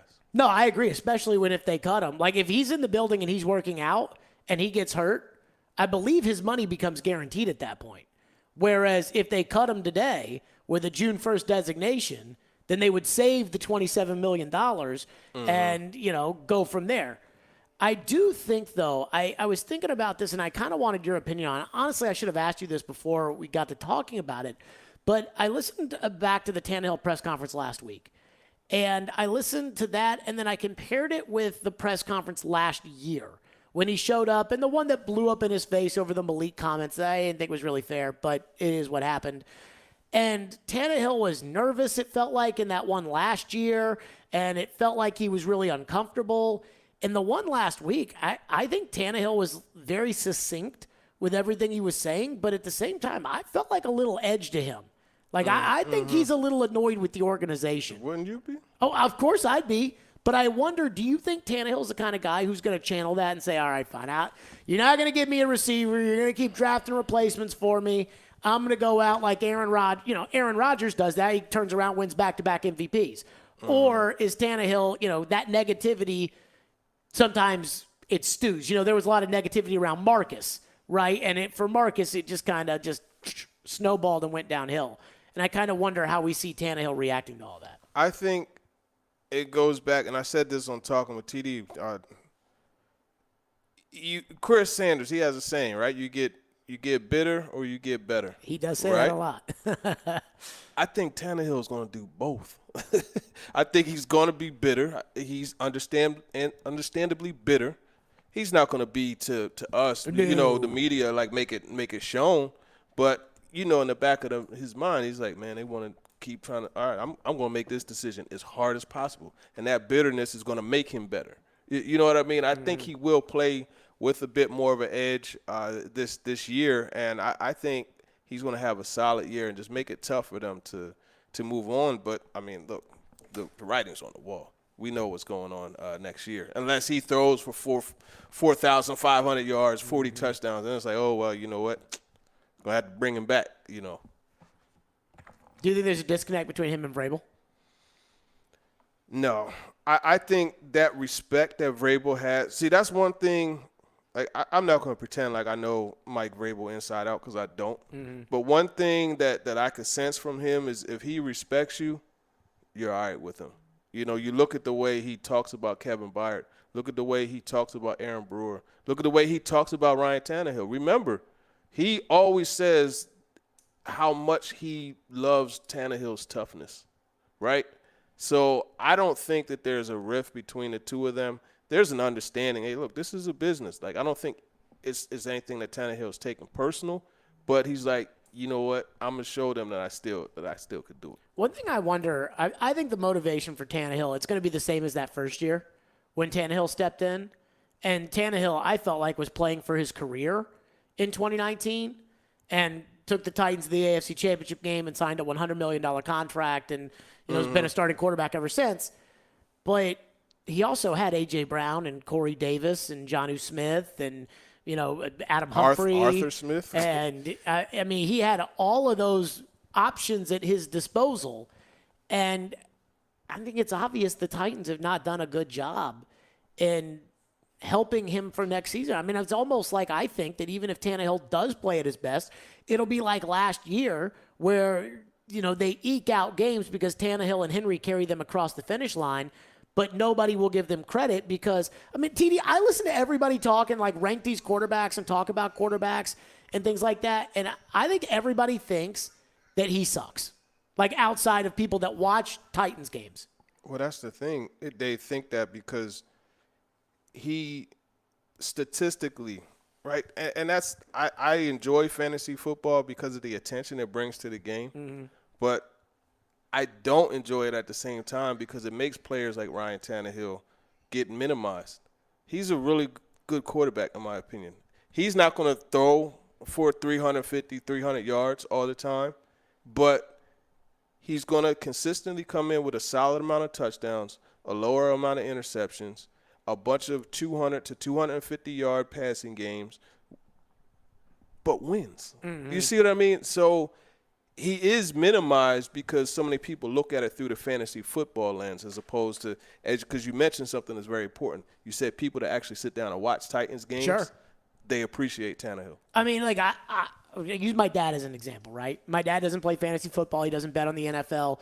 He, watches football, but he's not going to watch 3 football games on a Sunday. He'll watch a Titans game, and then whatever else is on, he might watch it if he's not doing something else kind of guy. I think my dad appreciates Tannehill. At the end of Marcus, my dad was that first preseason game against Philadelphia that Tannehill played, my dad was like, that guy should be the quarterback because he was done with Marcus. I do not think he's where and I'm just using him as the example. I don't think he's there with Tannehill. I think he thinks Tannehill's good enough. But I also think there's this sense the Titans keep trying to replace him. And so they're not giving him enough help to be successful. And that makes me nervous. I mean, we say that. They did get him Skoronski, and that's, I think, a big deal. Because I think protection was paramount. And I think Skoronski's good. Yeah. But outside of that, I really feel like even if he does have that motivation and he does go out and play great ball, it will not reflect that way to people because the Titans will not win games necessarily offensively because of Tannehill. Whereas it was easy to watch them 2-4. Mariota goes out, Tannehill goes in, AFC Championship game. If the Titans go out and let's say they win 10 games this year and Tannehill and Henry carry them to those 10 wins, I don't think people will say, well, that's really shows you that Ryan Tannehill's really good. It's just that, Tannehill won 10 games, but he's not Joe Burrow. Yeah, and that's something I touched on earlier. I said that he doesn't have to play amazing, outstanding football for them to win. And that's up to this point, that's been the formula. I really want to see, because you look at Tim Kelly, Davis Mills, for what it's worth, had a few solid showings. Especially against Titans. Yeah, cooked them at the season ender. But Deshaun Watson had his best season. It was 4,700 passing yards with Tim Kelly. So I want to see, how much is this thing going to open up? Right? They're saying it's different. They're saying that the speed, the tempo, and everything. I want to see how much does it open up. Will this give Tannehill an opportunity to show that he can pass for 4,000 yards? What is this Tim Kelly offense, by the way? Is it because Bill O'Brien runs that New England, the 2 tight ends, you bring in the back you throw to, you bring in the back you run with, you just annihilate the slot receiver. That's Belichick's offense that they've run with Charlie Weiss and they've run it with Bill O'Brien and they've run it with McDaniels. Or is this a continuation of the McVay offense, the McVay version of the West Coast offense that Matt LaFleur brought, that Arthur Smith used, that Todd Downing ran? I think it's going to be a hybrid of the two. And if you go back and you look at the Texans games under Tim Kelly, it was a lot of 12 personnel. They did use that, but the slot. One of the things that I saw they did a lot of with the slot, and they put Brandon Cooks in the slot, and they would run that slot fade. Mm-hmm. And little Brandon Cooks, he was getting busy on that route. But then you also, it's very heavy on the play action strike route, which is now the Traylon Burks play, right? It's very heavy on that. Attacks a lot of the middle of the field, mid-range passing game. And again, the play action is a big thing, which is why there's such a fit, even for Will Levis coming to this offense. By the way, I think Levis is in the best situation he could have been in by coming to the Titans. Why?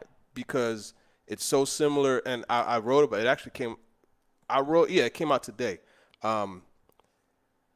He at Kentucky in 2021, we know that was his best year. Mm-hmm.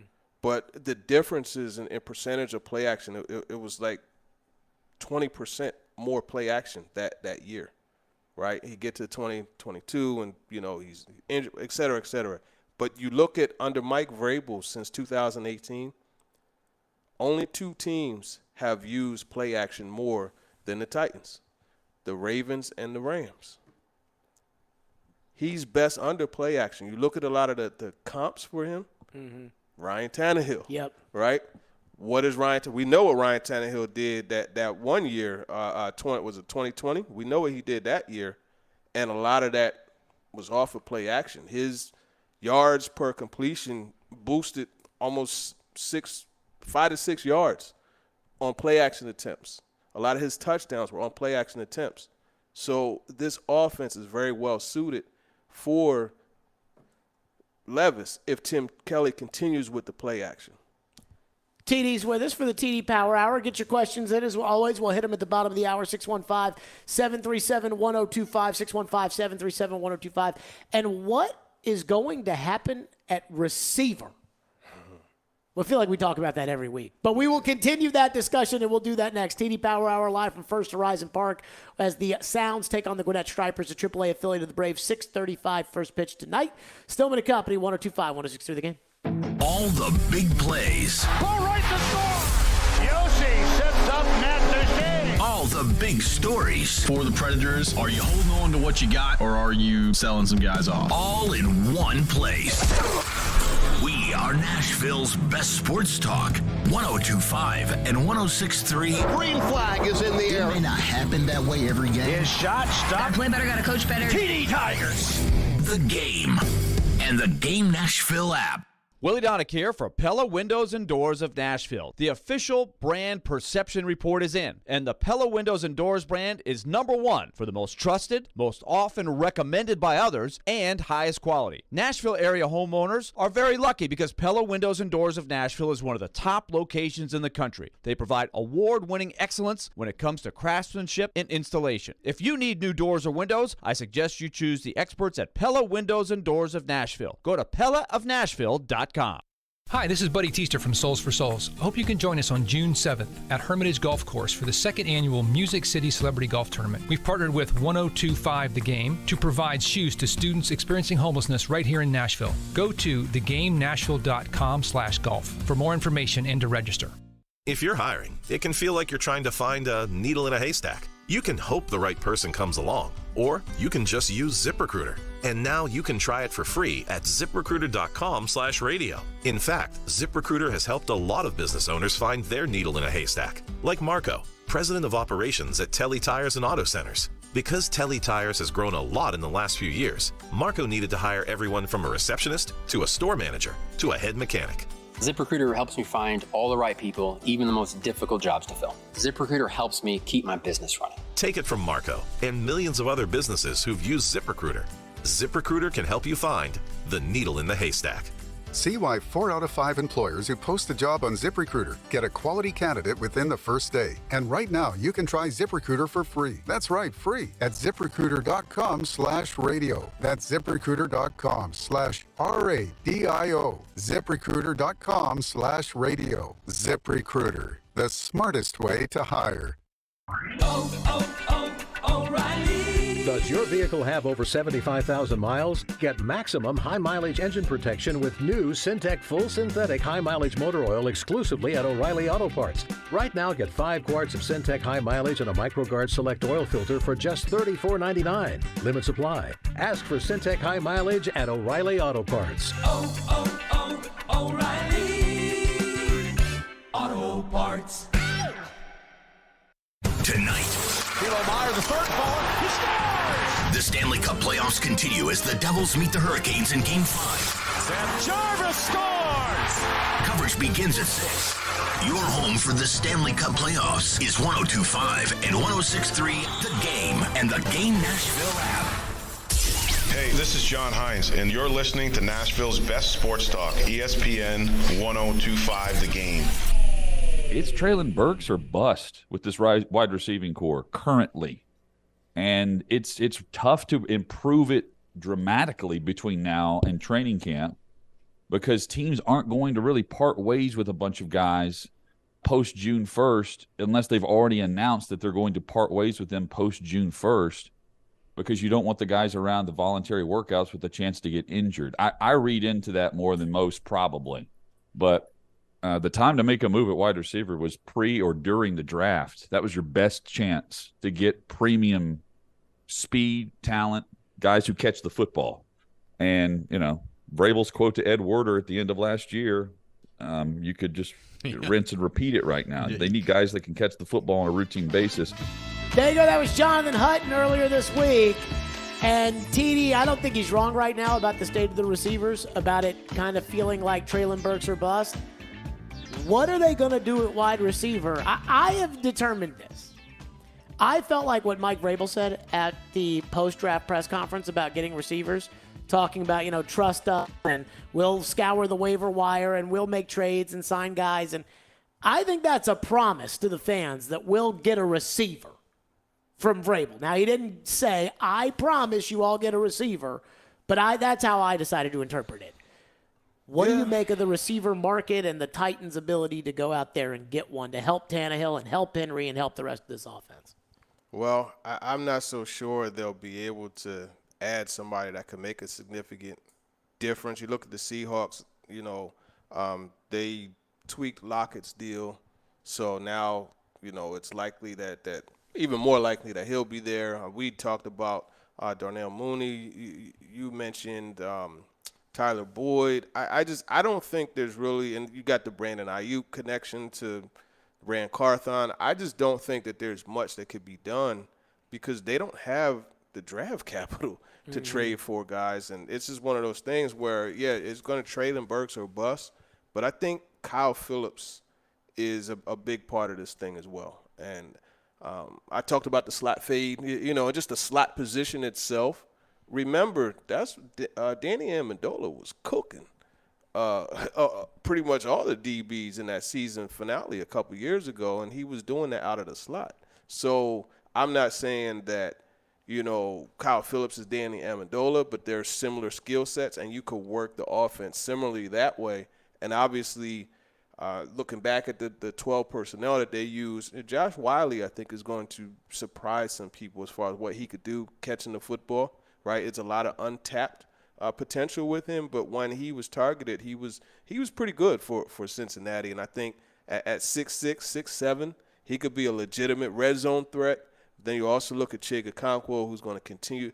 He only played 37% of the snaps last year. I was talking about that yesterday. He had Jonnu Smith-level production last season and came off the field every time it was an obvious rundown. Yeah. And that the big step for me with Chig Okonkwo is they have to keep him on the field when they run the ball. Mm-hmm. And some of that is on Chig to be a better blocker and to use that big body and that athletic body and push guys around. And part of it's on them to keep him on the field. And not be so predictable. And the thing is, it's there. There were times, like I remember Chig lining up basically as a fullback, going and blowing stuff up, and Henry just runs right off of that. He could block. It's there. I think it's just going to be a matter of getting him more opportunities to do it. Tony Dews being the coach is going to be intriguing, right? He's a former team. He was a pretty productive one at Liberty, by the way. But, it's more going to rely on those guys. Chris Moore had a solid season, but I wouldn't categorize him as well, everybody in the league is special, in my opinion. But I wouldn't categorize him as special among the special players in the league. You look at some of the other options. What is Racey McMath going to become? What is he going to become? I'm not saying that he is going to become the best deep threat in the game, but can they work with him and get him to use late hands so that he could use that speed to the fullest, right? Can they work with him and get him to track the ball a little bit better so he could be a better weapon to stretch the field? Reggie Roberson, what do you think of him, though? Oh, man. See, here's my thing. and I'll include McMath in this. Like, if I'm banking on my seventh-round guys and my practice squad guys and my that's not, to me, that's gonna lead to more of the same, you know? Yeah. Whereas I feel like Chris Moore, for instance, like, he's better than Westbrook Akine. Like, he is a better player. He last year, and I crunched the numbers, you know, he's certainly not as productive as a Tyler Boyd. But when he played last year, he was similarly productive to Donovan Peoples-Jones in Cleveland, who I think is a guy the Titans should be interested in. So if the Titans start Chris Moore, it's not going to be great, but he's better. To me, he's the second best receiver on the team behind Burks. You brought up Phillips. I like Phillips, but I don't know if he could stay healthy. But when I get to the bottom of the roster guys like McMath, it's like, man, McMath burned Caleb Farley like 3 times in training camp, and I took the cheese on that, and I think that was more of a Caleb Farley thing than it was a McMath thing. Yeah, I mean, McMath has the deep pass-catching ability, but as far as Phillips is concerned, I mean, you look at his injuries. He broke his collarbone, right? That could happen to anybody. Sure. And I remember I don't know if you follow Tic Tac Titans, Tyler Rowland. Tyler's he's pretty informative. He's a pretty cool follow on Twitter. Informative like he's got the scoops, or informative? No, like, just like he gives good takes. Okay. He gives good takes. He also gives some crazy ones, but you know, there's hey, balance I'm not to against it. crazy takes. So yeah, you should follow him. But no, I remember like we were going back and forth about Phillips, the same type of thing. Can he stay healthy? But you look. Because he insisted that Phillips needed to gain weight to stay healthy. I don't think he needs to gain weight, but it turns out he said, you know, he wanted to add more. And it's understandable because you're playing the slot position. You're working in the middle of the field, going against linebackers, et cetera. But you look at his injuries, and this is what I was trying to tell Tyler. These are injuries that have nothing to do with size. Sure. Right? I don't care who you are. What if was you the come down on injury? your hamstring, you're going to – everybody – if you're somewhat fast, you encounter a hamstring issue, you know. So those are injuries that I don't think are going to be like always a thing with him. I don't think so. I will say this, knowing what I know of the New England offense, which is what I think we're going to be looking at, right? You know, like a hybrid of New England and Shanahan and McVay, and I think that's what we're going to see out of Tim Kelly. They wear, and this may have been as much of a Brady thing as it was an offense thing, they wear the slot receiver out. Yeah. Troy Brown, Deion Branch, Wes Welker, Julian Edelman, they wear. I was stunned when Brady got to Tampa Bay and Scotty Miller didn't light the world on fire because I felt like Scotty Miller was the next one of those guys. Yeah. But then they just put Antonio Brown in that spot, and Brady just threw the ball to Antonio Brown over. And so I do think we're going to see a lot of Tannehill, you know, really locking in on that spot.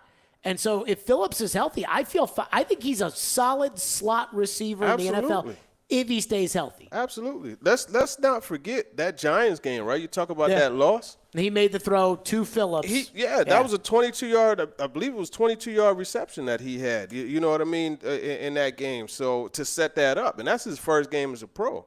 There's still more to come. And, you know, I really like his route running. He's a reliable, dependable receiver. He's going to be where you need him to be, and he's going to catch the ball consistently. And guess what? Those are two of the traits that Tannehill loves the most about. He wants to trust that if he throws you the football, you're going to make sure it's either you catch it or no one else does. So I think that the currency to get a receiver is Tier Tart. That's what I look at and say, okay, I don't want to trade picks for next year, and I don't know like what these other teams, if the Titans are going to get a receiver, it's going to be from a team that has too many receivers and has a need elsewhere. And defensive line is a position where teams love to have them in bulk. And Tart is a solid player. He's not a great player. He's a solid player. I don't think the Titans will re-sign him because I think they've got too much allocated on the defensive line. So I would use Teair Tart. And I wonder, would Cleveland be interested in Donovan Peoples-Jones for Teair Tart? Would Cincinnati consider Teair Tart when it comes to Tyler Boyd? Or does there have to be more in order to get Tyler Boyd? You're going to have to, yeah. And that's the thing. You're going to have to. So, Tyler Boyd is pretty much out the window, man. Brandon Ayuk out the window. Oh, yeah, you're not getting Brandon Ayuk. Yeah, no, they're going to resign him. But I think Tart, for the level of receiver that I think the Titans would be able to get at this point in the year, I feel like Tart is the trade chip here more than a draft pick. I can see that. I'm just trying to think of where. And whoever trades him, they understand that they have him for 1 year. Yeah. Or I guess they could re-sign him. Yeah. Is today the deadline to be able to do that? I don't know what the specific RFA tender rules are. You know what? I don't know the specific ones, but I mean, I'm pretty sure if a team trades when they have him for this year, and I don't know if they could sign him to a long term. I mean, I wouldn't. I mean, if you were going to do that, then why not just give up whatever you want to get. So I don't know. I just can't see at this point right now adding someone of tremendous significance. I don't see that happening. Mm-hmm. TD's with us. We're right to your phones. Your questions for TD next. 615-737-1025, as we always do. Teron Davenport here with us for the TD Power Hour. Stillman and Company, 1025, 1063 The Game. Want to jump into the mind of a 15-year NFL vet? Well, here's your chance. It's Ask D-Mace. Come on, bring them on. Ask questions on football and life to Derek Mason every Friday at 12:30 on Ask D-Mace. Don't mess with her. The skilled guy. Money reigns supreme. On Caroline, Willie, and D-Mace. On 1025 and 1063 The Game and the Game Nashville app. Do you love sports, and are you passionate about helping local businesses and your community grow? Hey, it's Chase McCabe, and let me tell you, the best attributes of working with us on our sales team at 1025 The Game include the ability to build relationships with local businesses, craft effective advertising campaigns, and the potential for high earnings. If you have excellent communication skills, think creatively, and have the drive to succeed, just shoot us an email with your resume at together@cromwellmedia.com. That's together@cromwellmedia.com. Sounds Baseball is back. Catch the action at First Horizon Park tonight at 6:35 as the Nashville Sounds take on the Atlanta Braves affiliate. Throwback Thursday returns as the Sounds wear their classic 1978 throwback uniforms, and you enjoy drink specials all night. For tickets, visit NashvilleSounds.com. You don't have just an ordinary mom in your life. She's the best. Her work never stops. Her sacrifices are many. Her love is unfailing. This Mother's Day, Genesis Diamonds invite you to join us in celebrating and appreciating the mothers in our lives. Stop in and let one of our trusted advisors help you find a special, meaningful gift. Layering necklaces, stackable rings, eternity bands, pearls, elegant diamond pendants, and of course, stunning diamond earrings. Great Mother's Day ideas for any budget. There's no doubt we love Mom, but sometimes a little extra appreciation goes a long way as a thank you for helping us through challenges, making sacrifices, and always putting the family first. So whether it's her first Mother's Day or her 60th, Mom deserves a gift that's anything but ordinary. And at Genesis, that's our specialty. Exquisite rings, earrings, bands, bracelets, heirloom pieces. Timeless gifts of jewelry that she can enjoy and cherish for decades to come, and always be reminded of how special she is to the family. Genesis Diamonds, online at genesisdiamonds.net. What if you could be credit card debt-free in 10 days and save as much as $1,000 a month? Loan Pronto's all-new Express Equity Line of Credit program is just what you need. Hey, Willie Donick here. You don't have to do a full home refi. You can tap a small portion of the equity you have and enjoy a super low monthly payment. With Loan Pronto's Express Equity Credit Line, you can close in 7 to 10 days. And a $50,000 loan would only cost you around $400 a month. Use that money to pay off high-interest credit cards or do a home improvement. You can access up to 90% of your home's equity, and 9 out of 10 homeowners won't even need an appraisal. Even if you did a total refi recently or just bought your home, you can tap the equity with this fast, easy program. Stop the madness and say no to 24% interest fees. Call Loan Pronto today. 615-499-5780. That's 615-499-5780 or go to loanpronto.com. Equal housing lender, NMLS 1661781, subject to lender approval. Get in on the conversation at 615-737-1025. The game text line is driven by Wilson County Hyundai. Online at wilsoncountyhyundai.com. They talk sports. The Predators get the 2 points, which is obviously what they needed. They're not making big moves that are jaw-dropping signings in free agency. They talk life. Well, I almost just fell down the stairs, so there's that. My backpack was so heavy, the seatbelt alarm was going off the entire trip. But most of all, they have a good time. Here or there. Yeah. Chase and Michelle, weekday mornings at 9 on 102.5 and 106.3 The Game and the Game Nashville app. You're listening to Stillman and Company on 102.5 and 106.3 The Game and the Game Nashville app. Stillman and Company, TD Power Hour. Time for questions for TD, unless you have a thought, TD. To the phone. Phone lines are driven by WilsonCountyHyundai.com. A texter texts in and says, TD, what do you think about the Titans' primetime schedule slate? I don't think it's going to be good. They'll probably, every team's no longer required to be on Thursday Night Football, but that's probably the I think they're going to have one or two max. I don't think they're going to have too many of them, to be honest with you. So at first I thought they would get a Thursday night game and a Monday night game, and now I'm starting to think they're going to get a Thursday night game or a Monday night game. That's what I mean, yeah. And they're certainly not getting a Sunday night game. No, but, you never know. That Titans-Jaguars rivalry could get flexed into one of the Sunday night games. You figure they'll be probably the best two teams in the division, and it could have some AFC South championship ramification. Ryan asks, what, if any, expectations do you have for Caleb Farley this year? That's a good question. That back injury that Caleb had, he told me that it made it to where his calf, he couldn't fire. He didn't have that foot speed that he normally has. I think whatever you get from him is like gravy. It's icing on the cake. I don't really know what to say that you could get from him because it's just those injuries he had, it's tough to come back from them. Dwight says, TD, why do you think they chose Will Levis over Hendon Hooker?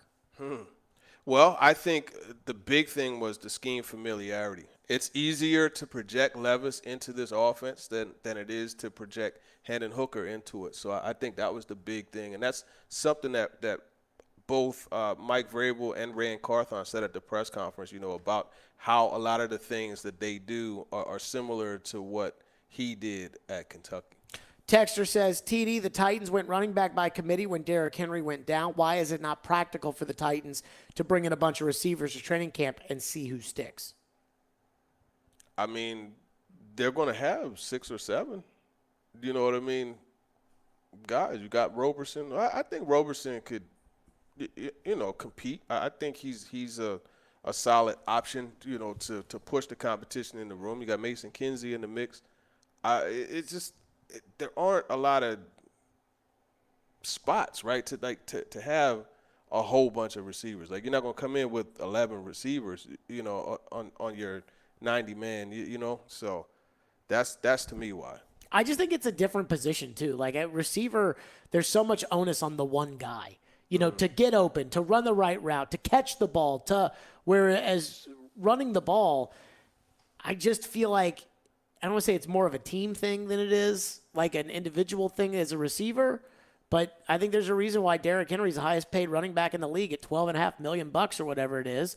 And you've got, probably 15, 20 receivers that make that kind of money. Yeah. And on top of that, I also think just, the individual talent that's the hard part. That's what you don't have. That's what A.J. Brown has. And that's what you don't have anymore. Right. And that's the hard part. Texture says, TD, do you think Derrick Henry has done enough to get into the Hall of Fame, or do you think he needs another 2,015-yard season to justify his Hall status? Do you think if he retires right now, he's in or no? That's what's so disappointing about that year being cut off. He would have been in the Hall of Fame. Because he was going for 2K that year. He would have run for another 2,000 yards. He would have won a third straight rushing title. The team would have been the number 1 seed in the AFC, and he would have carried them there. I thought about that when it happened, that I was like, that may be Canton that just walked out of that Indianapolis turf. It's going to be debatable, but I put him in. I put him in just because you look, and this is what I hope, when PK has that argument, that discussion, to push for Derrick, I hope he remembers how many times we're in the press box and say, oh, Derrick Henry just did this. The only other people that have done that are Barry Sanders, Walter Payton, and Jim Brown. I mean, good Lord.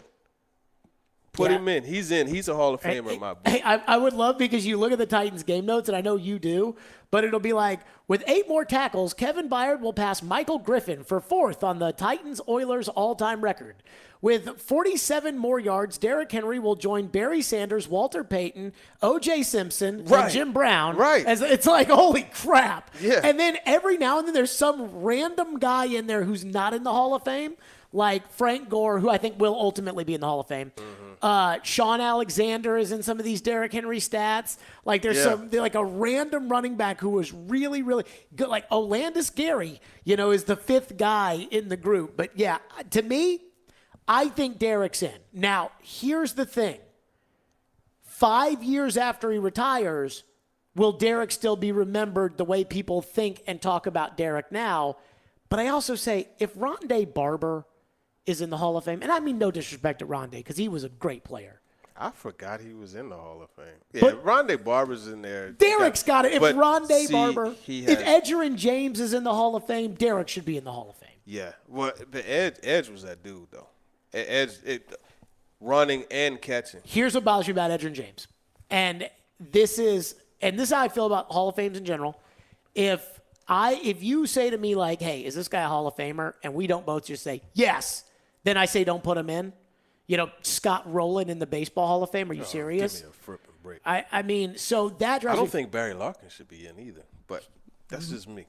My thing is, if you look at the stats, you cannot have Edgerrin James in that Hall of Fame without putting Corey Dillon in that Hall of Fame. And for some reason, they're not putting Corey Dillon in the Hall of Fame. So my anger that Corey Dillon's not in the Hall of Fame because he played on those horrible Bengal teams is almost taken out on Edgerrin James.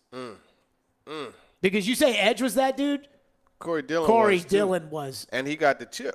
He did. He went to New England, and he was still great. Yeah. No, Hall of Fame combo is really good. Put Roger Craig in there, man. That's Matt Mayoko got to fight a little harder for him. Ben from Nashville says, TD, how confident are you in this coaching staff to be able to develop the young quarterback? In this situation with the skill set match, I think Levis is going to be good. I think he's going to be good because, again, it goes back to this is, in my opinion, the best situation for him. So I would be highly confident in their ability to develop him. And you can't forget about Charles London, being an addition. My thing with the Levis thing, I think a lot of this, too, is about him. Like the concerns that the teams had about Levis, it's like I've said, he's 90% of what I want in a quarterback, and there's, 10%, what I call 10% bozo. And if they chisel away at that and he chisels away at that, and if he's everything Liam Cohen told me he is as far as his personality and his desire and his work ethic, and then I think he'll be fine. If he ends up, spending too much time on Instagram like Vince Young did at TGI Fridays, then it's not going to work. And that's the one thing I think people leave out is, he plays a big part in this too. Yeah, absolutely. And that's a given. The thing I do like, because he was asked about the, eating bananas and with the peel on and the mayo and the coffee. And he said, look, man, I just want to play football. I thought that was really good. Actually, I think I texted you. You did, yeah. Yeah. So I thought that was good, just right off the bat. Look, man, let's kill that. But it has to be that way from day one in the NFL, or else if you do it one time, everybody will remember you for that one time that you did that one thing. And I think that's kind of where it's like, no, like I don't want you to be a robot. You need to be yourself. But Matt Ryan never had a hair out of place on his head. Yeah. The other thing with that also, I think it's better for him to have gotten drafted at 33 than 4. Sure. Or wherever. Ryan Leaf said that. Ryan Leaf said that the collar, the anvil that a quarterback carries by being taken in the top 5, because then the team and the owner and the fans are going to want to put you out there before you're ready and all of that, as opposed to later. It's a big difference. And just from a humbling perspective, too. You know what I mean? Like, that really humbled him. One texter asks, who would make you more nervous if you were a Titan fan long term? Anthony Richardson, Trevor Lawrence, or C.J. Stroud? Right now, I would say Lawrence, just because of everything that organization has going. You know, they got a great scheme. The coach, proven, Doug Peterson. Right now, it's Trevor Lawrence. But Richardson, I mean. All right, don't get me started on Richardson. Yeah. I'll say I think this is a huge year for Trevor Lawrence. Like, I think everybody just assumes that he'll take more steps that he took from last year and that he'll take that next step. And you brought up Peterson. You know, Wentz took those steps before he got hurt, and then he never really got back to it, you know. That injury and seeing somebody else, seeing Foles, like there's a lot with the Wentz thing. Absolutely. I do think, though, the question for me with Lawrence is this what he is, or does he take that next step and join that group of quarterbacks like a Herbert, like a Rodgers, like a Allen, you know, those guys where I look at them and I think, you know, this guy could go out and throw for 400 and carry his team to victory, and I don't care, you know, who else is on the team or what the coach does or whatever. I think this is a big year to show that, because I still think right now he's in between game manager and star quarterback. I think even if this is what he is, it's good enough and enough to be afraid of. Because look at how he played down the stretch. Like, this dude was balling. You know, he did not play well in that Titans game at the end of the year. No. He had that one throw, the touchdown. I think it was to Kirk, where it was in the back of the end zone. Yeah, that's what I was thinking about. Good Lord. But outside of that, he did not play well. And I guess I'm maybe having a hard time with that one. TD, great stuff. What do we have on Talking with TD this week? Yeah, you're going to want to listen, because I had Owen Reese. He's one of the scouts, the main scouts for the East-West Shrine Bowl. Okay. And also Optimum Scouting. And we got into Skoronski. And the value, the reason why, even at 11, picking a guard, it's still how it's going to help other things. So you'll want to listen to that. Then obviously Chris Sanders, you know, Run TMC, old Mookie Blaylock looking fool. We had him on. The we Reggie Roberson fan club president. Yeah. I do wonder this, and I mean this with all my heart. This weekend, you're going to be out there at rookie minicamp. What's your kind of expectation just of rookie minicamp in general? Yeah, I think the expectation is I want to just see how everything flows. I expect to see a lot of focus on the tempo of the offense. So I think practice is going to be like high speed. I'm looking forward to seeing that. All right, I ran long there with TD. As always, we're live from First Horizon Park. Coming up next, what do we know about the schedule? What do we know about the Titans schedule? We'll get to that next. Stillman & Company, 102.5, 106.3 The Game. The offseason is in full swing, but there's no slowing down ESPN's Teron Davenport. The flow of information. He talks the talk. Spears gives you that guy that can still hit the home run. And walks the walk. As a run blocker, he's going to murder a linebacker at the second level. On Everything Titans, TD is on Mondays at 1, Thursdays at 3, Friday mornings at 8, and anytime on the Talking with TD podcast. TD is on 102.5 and 106.3 The Game and the Game Nashville app. ElectronicExpress.com. We make it happen. Want to enter the construction field as a career? Make good money and finish with no debt and earn while you learn. Average starting salary over $18 an hour. First year of college averages $10,000. 4 years of our Construction Trades Academy, a total of $8,000 to $9,600. Applications are open with first-year scholarships available. CTANash.com. ABC Greater Tennessee Construction Trades Academy. Apply today. CTANash.com. Cards issued by Sutton Bank and Celtic Bank, members FDIC. Terms and conditions apply. Are you the decision maker in your company? Consider this. For the first time in decades, there's a better option for a corporate card and spend management platform. Meet Ramp, the only corporate card and spend management system designed to help you spend less money so you can make more. Most corporate credit cards offer points as incentives, but those points amount to less than their worth in real cash value. Ramp's business cards offer you cash back, real money in your pocket. Plus, you control who spends what with each vendor. And Ramp software collects and verifies receipts automatically, which means you'll stop wasteful spending and close your books in hours instead of days. Businesses that use Ramp add up to 3.5% to their bottom line the first year. If you're a decision maker, adding Ramp could be one of the best decisions you've ever made. And now get $250 when you join Ramp. Just go to ramp.com/sports. Ramp.com/sports. RAMP.com/sports. Now, your Game Center update. Brought to you by the law offices of Amanda J. Gentry. The NFL will officially release the full schedule for every team tonight at 7 o'clock on NFL Network. Some of the matchups have already been released or leaked early. The NFL season will officially kick off between the defending champs Kansas City Chiefs as they host the Detroit Lions Thursday night, September 7th on NBC. The first Monday Night Football game will feature Aaron Rodgers in his new digs with the Jets as they host the Buffalo Bills. More playoff games are on tap tonight in both the NBA and NHL. Starting at 6 o'clock right here on 102.5, 106.3 The Game. Hear coverage of Game 5 as Carolina looks to close out the series versus New Jersey.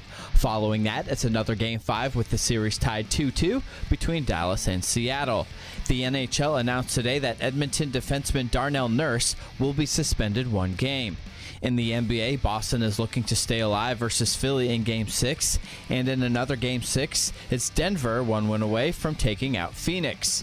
The Nashville Sounds are once again hosting the Gwinnett Stripers tonight, AAA affiliate of the Atlanta Braves. Hear Jeff Hem on the call starting at 6:20 on your home of the Sounds, 94.9 The Fan. This update is brought to you by the law offices of Amanda J. Gentry. I'm Ian Safar for 102.5, 106.3 The Game. For more, follow us on Twitter at 1025 The Game or visit thegamenashville.com. Live from the Hiller Plumbing, Heating, Cooling, and Electrical Studios. WPRT-FM Pegram, WPUC HD2 Laverne. Bobby and Rex Road. Chase and Michelle. Caroline, Willie, D-Bay. Stillman and Company. Nashville's best sports talk. Crank it up. 1025 and 1063. Crank City scores. On both sides of the one big possession. Touchdown, Middle Tennessee. The Game. A Cromwell Media Station. Where you have a voice. He had a competent coaching staff. You just play terrible and you keep playing. And we have strong opinions. What a whiny freaking crybaby response. This is Stillman and Company with Jared Stillman on Nashville's best sports talk, 1025 and 1063 The Game and the Game Nashville app. Stillman and Company, 1025, 1063 The Game. Streaming live on Twitter, Twitch, YouTube, and Facebook Live. Thanks to Superbook Sports. Live from the Hiller Plumbing, Heating, Cooling, and Electrical Studios. First Horizon Park tonight. The Sounds and the Gwinnett Stripers, the AAA affiliate of the Atlanta Braves. Mike Soroka is pitching. If you're a Braves fan like me, you'll be very, very excited about that. Throwback Thursday, presented by our friends at Budweiser and 1025, 1063 The Game. So, what is the latest on the schedule leaks out there, previews? Ian, I put you in charge of this. We got one. We With the got Titans. one. Yes, we do. Oh, my goodness gracious. Go ahead and give it to us. I don't know who this is. Brooke Kirchhofer? Brooke Kirchhofer? Does Yeah. she work with UTD? The Saints. Okay. She's a Saints reporter, but she's reporting the Saints will open the regular season at home versus the Titans. Okay, season opener at New Orleans on September 10th, according to Brooke Kirchhofer. Well, we were talking about that earlier, and I got to say, I mean, isn't that the time that you want to get Derek Carr? What Brooke Ari Mirov is saying. Yep. Okay, so at New Orleans, week 1, September 10th. First of all, I'm surprised that they're starting the year with a road game, because I was trying to plug in a bunch of these games and how they would do it. And because the Titans have the 9 home games, I would figure that the NFL would try to avoid the Titans playing 3 games at home in a row. But by opening the season on the road at New Orleans, I have to say this, I like it, because I thought New Orleans was, I don't know what, below average last year. I know they beat the Eagles when Gardner Minshew played, but for the most part, New Orleans was below average.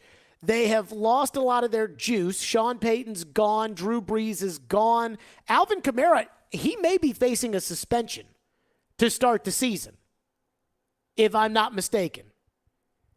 And so in steps Derek Carr, first game, new offense, new staff. I like it. Titans at New Orleans, I assume that would be a noon kickoff the first week of the year. As I have told you, now that I am over kind of the status symbol of playing on Sunday Night Football, I actually prefer the noon kickoffs. I like New Orleans week 1. Like we said when TD was here, again, rookie quarterbacks, new quarterbacks with new coordinators, that's important early in the season. Now, I'm not writing New Orleans off. I don't think New Orleans is some bum team. But they're not the same New Orleans Saints that they have been for the last, 5, 6, 10 years with Drew Brees at quarterback, Sean Payton coaching them. Now, Michael Thomas is back, but I do think there's a chance Alvin Kamara will be suspended for that first game.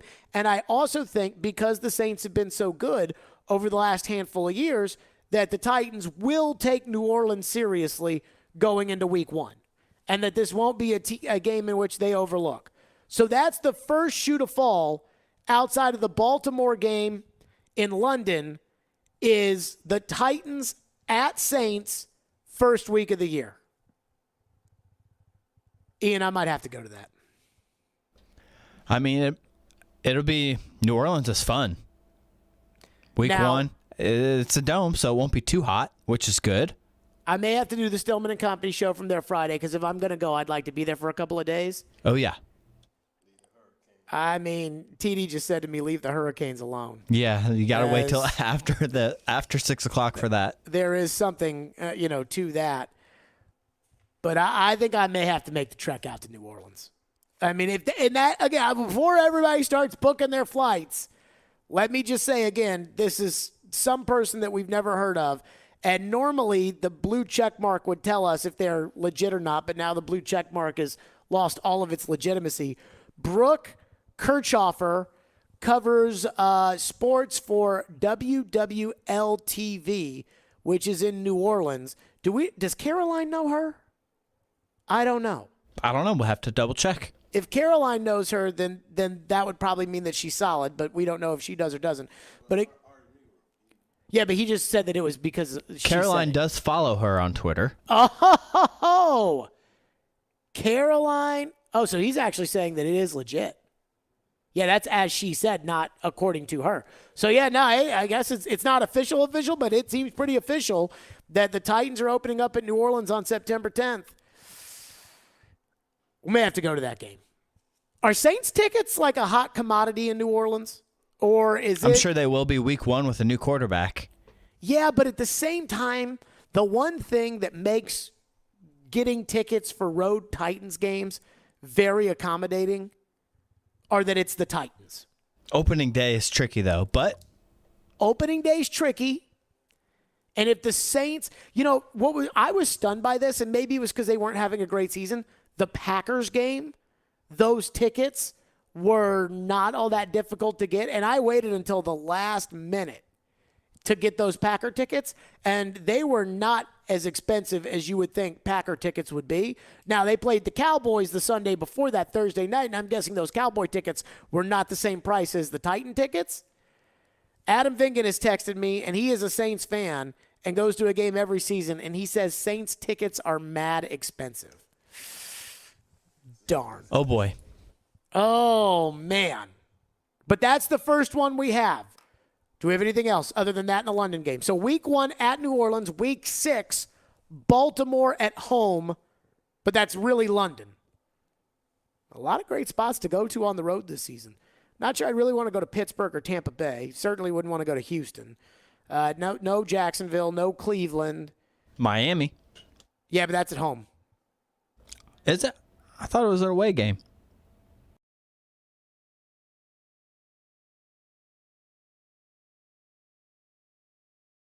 Away game, so I was wrong about that. Okay. Cleveland, you want to go there? No.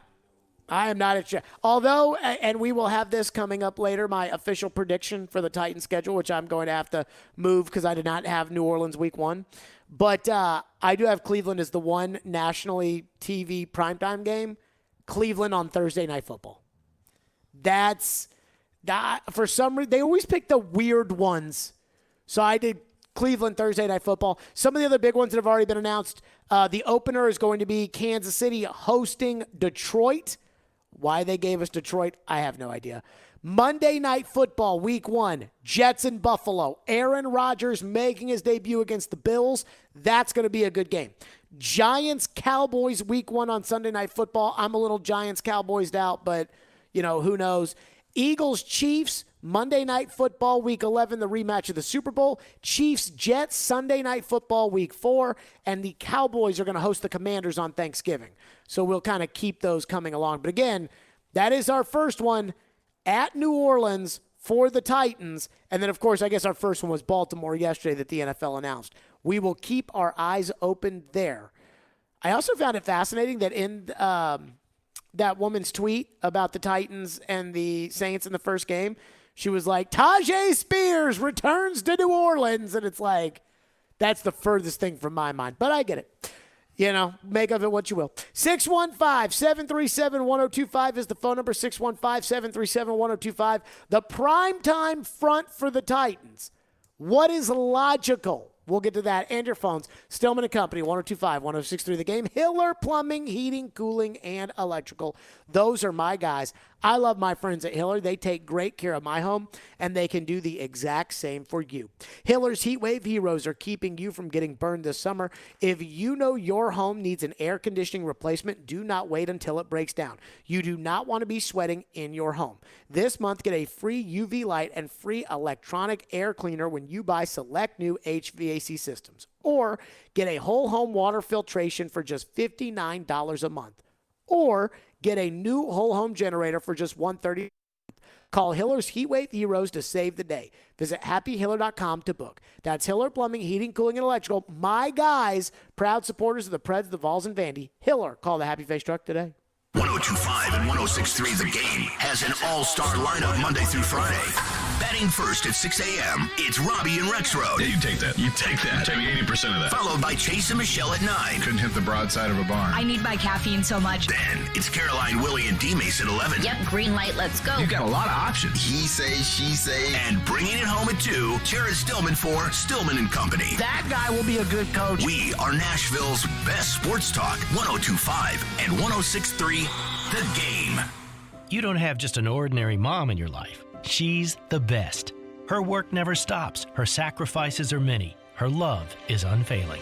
This Mother's Day, Genesis Diamonds invites you to join us in celebrating and appreciating the mothers in our lives. Stop in and let one of our trusted advisors help you find a special, meaningful gift. Layering necklaces, stackable rings, eternity bands, pearls, elegant diamond pendants, and of course, stunning diamond earrings. Great Mother's Day ideas for any budget. There's no doubt we love Mom, but sometimes a little extra appreciation goes a long way as a thank you for helping us through challenges, making sacrifices, and always putting the family first. So whether it's her first Mother's Day or her 60th, Mom deserves a gift that's anything but ordinary. And at Genesis, that's our specialty. Exquisite rings, earrings, bands, bracelets, heirloom pieces. Timeless gifts of jewelry that she can enjoy and cherish for decades to come, and always be reminded of how special she is to the family. Genesis Diamonds, online at genesisdiamonds.net.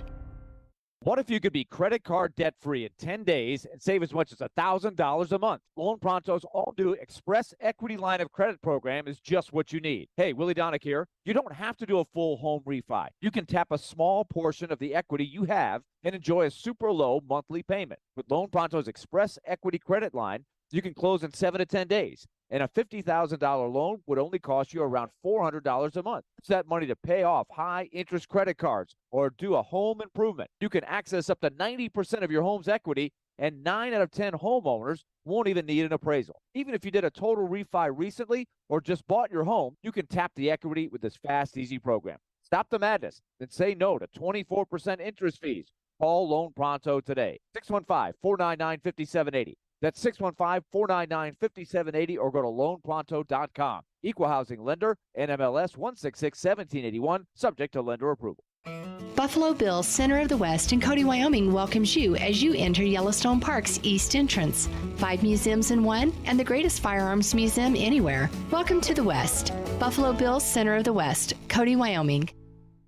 Paid for by government.com. Just released. New 2023 American Gold Eagle coins minted by the United States Mint. These gorgeous, bright and shiny 2023 gold coins are hot off the press, featuring Lady Liberty and the American Bald Eagle. Coin and market experts are calling now the time to buy gold. Get ready to call. Gold Eagle coins to fit any budget. Legal tender values of $5, $10, $25, $50. Minted in 1/10 ounce, quarter ounce, half ounce, and 1 ounce of gold. Small gold coins, big gold coins. You name it, we've got it. But with limited availability, you must call now. Best price guaranteed and securely shipped directly to your door. To learn more, call 1-800-973-3091. Plus, you'll receive a free American Coin Collector's Bonus Package free with every order. Call 1-800-973-3091 now to secure your 2023 Gold Eagle coins before they're gone. That's 1-800-973-3091. Want to weigh in on the conversation? It's a brain booster. Slide into our DMs. Or just text or call at 615-737-1025. Our phone line is driven by WilsonCountyHyundai.com. Strong opinions and a strong personality on your drive home. This is Stillman and Company on 102.5 and 106.3 The Game and the Game Nashville app. Bills Jets, our first look at Aaron Rodgers in New York. What are your expectations for Rodgers this season? Well, my expectations are the same as they are for the New York Jets and every New York Jets fan. As soon as they made the trade and got Aaron Rodgers, they immediately are in the Super Bowl conversation, and rightfully so. I think they've got a really talented football team. There's going to be a lot of interest, of course, in watching Aaron Rodgers this season, and for us to get them week one against a really good Buffalo Bills team is going to be fantastic. There you go. That was Troy Aikman today when they announced that the Bills would be playing the Jets on week one of Monday Night Football. Just tracking some of the schedule leaks ahead of time. We do have Brooke, Ian, I forget her last name. I do too off the top of my head. I have to look it up again. I'm sorry. So we have at the Saints September 10th. That is Kirchhoffer at New Orleans. The first week of the season, the first weekend would be September 10th. So that would be week one at New Orleans. Now, Corbin K. Smith, who has 19,000 followers on Twitter and covers the Seahawks for the Locked On Network, which I think Caroline covers LSU for the Locked On Network. Corbin K. Smith has the Seahawks at the Titans on Christmas Eve. And I believe that would be week 16. But I could be wrong about that. But I think that would be week 16. Then week 17 is around the end of the year. And then week 18 is that like January 8th, week 17. So those are the two, plus the London game that we know because the NFL told us, week 6. Now, there are Twitter rumors out there about the Titans at the Steelers on Thursday Night Football week 9, but I'm not prepared to say that I believe that those are true. And that takes me to the larger thing here, which is I do wonder if the Titans are going to get shut out on primetime TV. We talk about how I think that it'll be either a Thursday night or a Monday night, but it probably won't be both. Is there a chance the Titans get completely shut out on Monday Night Football, Thursday Night Football, Sunday Night Football? We know they're not going to be in the back end of any of those 3:30 windows. I mean, just thinking about it, there's just not a lot of games that I look at and say that's a game they'd want to put on TV. I don't think they'd want to put the Titans in Atlanta on TV. I don't think they'd want to put the Titans in Tampa Bay on TV. Certainly not Houston or Indy. I don't think that they'd want to put Carolina on TV. I don't know how TV feels about the Chargers. Now, the Chargers have no fans and for the most part have been a boring franchise, even though they have had great quarterback play over the years. But they do have a good quarterback, and now they're in Los Angeles. And the NFL, even though the Los Angeles fans don't care that much about the NFL wants people to care about Los Angeles. So would they be interested in putting the Chargers game on TV? I don't know. I wonder if the Titans are going to get shut out. But like I said, there's a lot of Twitter rumors going around that the Titans would play at the Steelers week 9 on Thursday Night Football. But those I don't believe as much as I believe New Orleans week 1 and Seattle. Again, I think this would be week 16 at home. And I'm not going to tell anybody, but in my prediction, I did have Seattle week 16 at home. How'd I pull that out of my tush? If that is right, I don't know. 615-737-1025. Our phone lines are driven by WilsonCountyHyundai.com. Is it wrong, Ian, to give myself a victory celebration on the prediction of the New Orleans or the Seattle game, if that's in fact what happens when we don't know for sure? If Corbin K. Smith is right that the Seahawks and Titans will be playing Week 16 on Christmas Eve? Well, if it's right, I think you can give yourself a little round of applause. But not on the front end. What do you mean? Not on the front end? Well, it has to be confirmed, right? I mean, I guess we'll see tonight when the schedule comes out. Okay. Yeah. I think that's a good one. To pull that out, that's pretty impressive. Somebody says that they saw a leak. This is what it's going to be today because, a leak that says at Pittsburgh Week 9, Jacksonville at home Week 18. Jacksonville at home Week 18. I don't think the Titans have ever played Oh, yeah. They did in 2017 to make it to the playoffs. They beat Jacksonville at home. They have not played Jacksonville at home to end the season in a while, but we have seen that where, they have them play at Houston one year, and then Houston comes here the next year.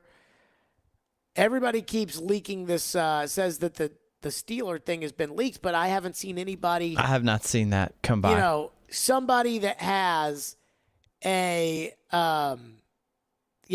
somebody that has kind of like the cachet that would tell me like, okay, yeah, that is for sure the Steelers are playing that game. That I struggle with.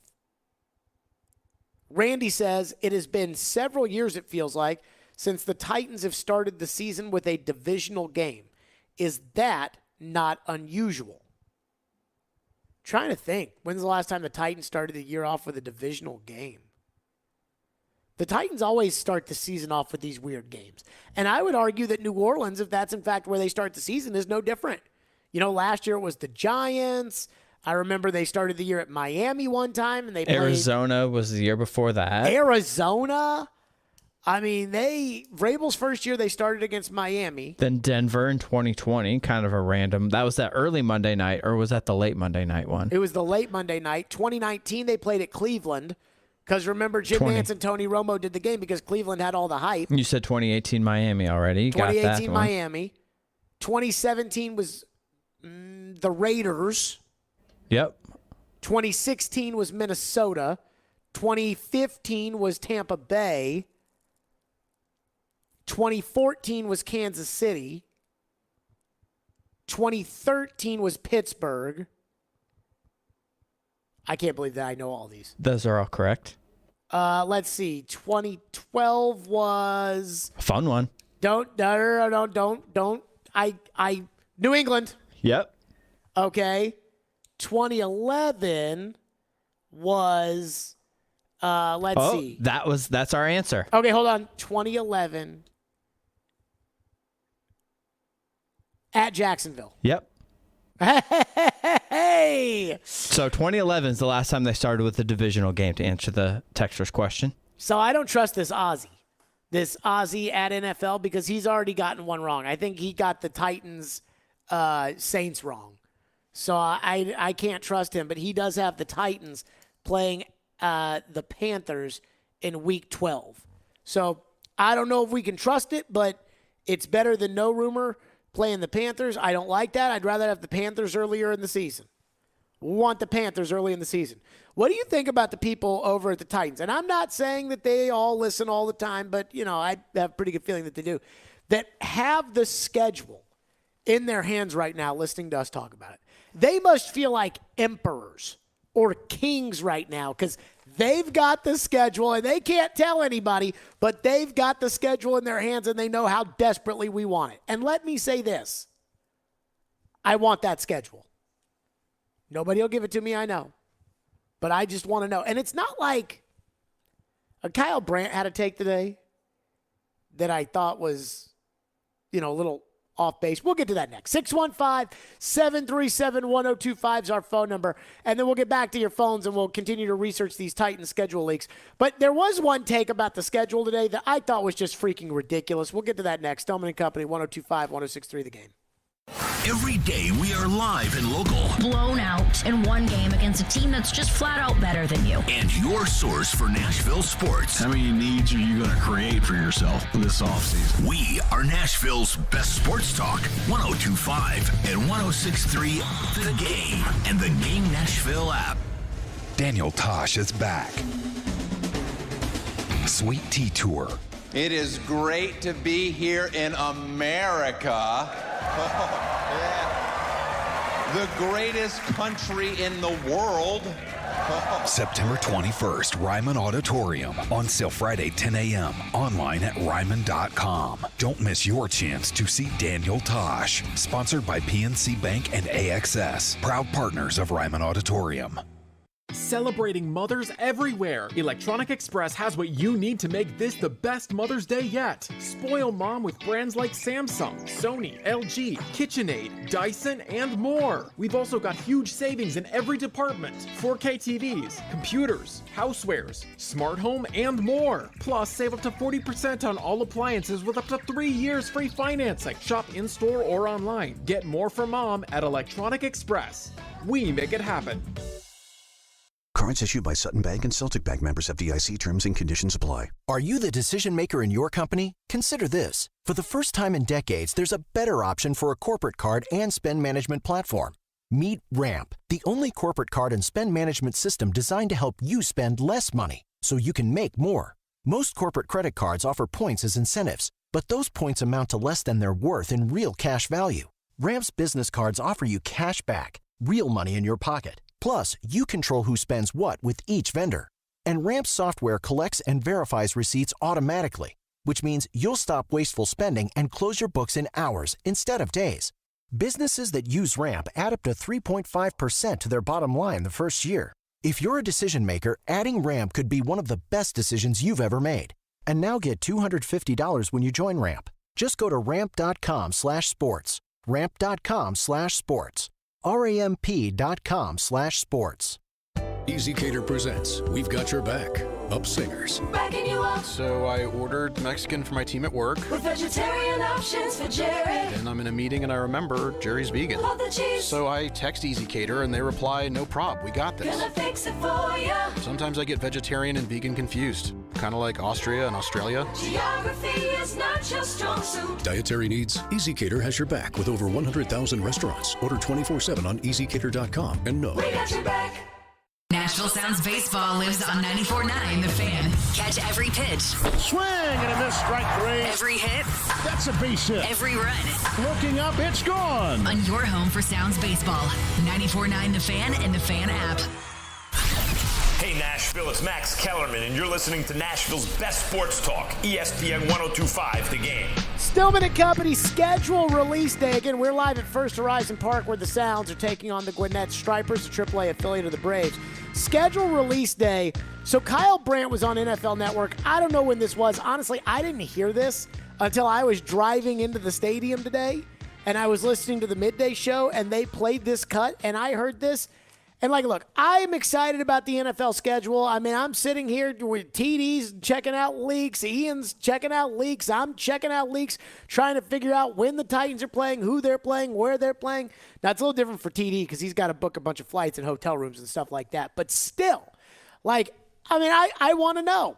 And when it comes out, the Titans usually email us about 3 minutes before the schedule goes live. And they always say, don't release the schedule yet. But the Titans usually just give the media a little heads up. And when that moment comes, I'll look at it and immediately start making opinions. But it's not like this is a day on the year where I'm like, the schedule release, amen. And this is what Kyle Brandt said, NFL Network. I think 5 years from now, the NFL schedule release will be nearly as big of a production as the NFL draft. I think there'll be a massive live event with musical acts, fans, celebrities, and I think that they will announce it and unveil the schedule just nearly in the same kind of ballpark of stature as the NFL draft. I think it's going to get that big. That is if you ever want to explain to someone, to your kids or just someone at work, someone you're talking to, how big is the NFL? How popular is it? Just the schedule of games for the NFL is bigger than the championship games in most other sports. Okay, now. Just a piece of paper with the schedule. Indianapolis at TEN, BAL at CIN. It's gold. It's better than the games. It's not just better than the games. It's better than the playoff games. It's bigger, more popular, more reactive than some of the championship games of other sports. So I'm not even joking. Is the NFL schedule release, which is going to be in a couple days on Thursday, is it a top 10 sports day in America in 2023? I mean, I think it's just ridiculous. I mean, I like the schedule, but it isn't like I woke up this morning and thought, where are the Titans playing week 4? And I would also like to say they have TV shows when they release the schedule. ESPN has a show, NFL Network has a show. And I haven't looked at the ratings of the schedule release shows, but I don't watch those shows. I don't know about any of you guys, but I do not want to sit there to watch ESPN go over the Dallas Cowboys schedule. I'm not interested in that. Like one of the top sports days of the year? Really? I mean, we spent day after day after day after day talking about these quarterbacks heading into the NFL draft.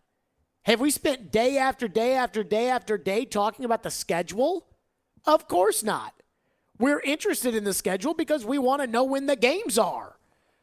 I mean, and yes, it's not the same as the NHL schedule or the NBA's schedule because they play a jillion games. The NFL is different. And again, every game matters a lot more than, say, a Major League Baseball game. I just want to see the schedule.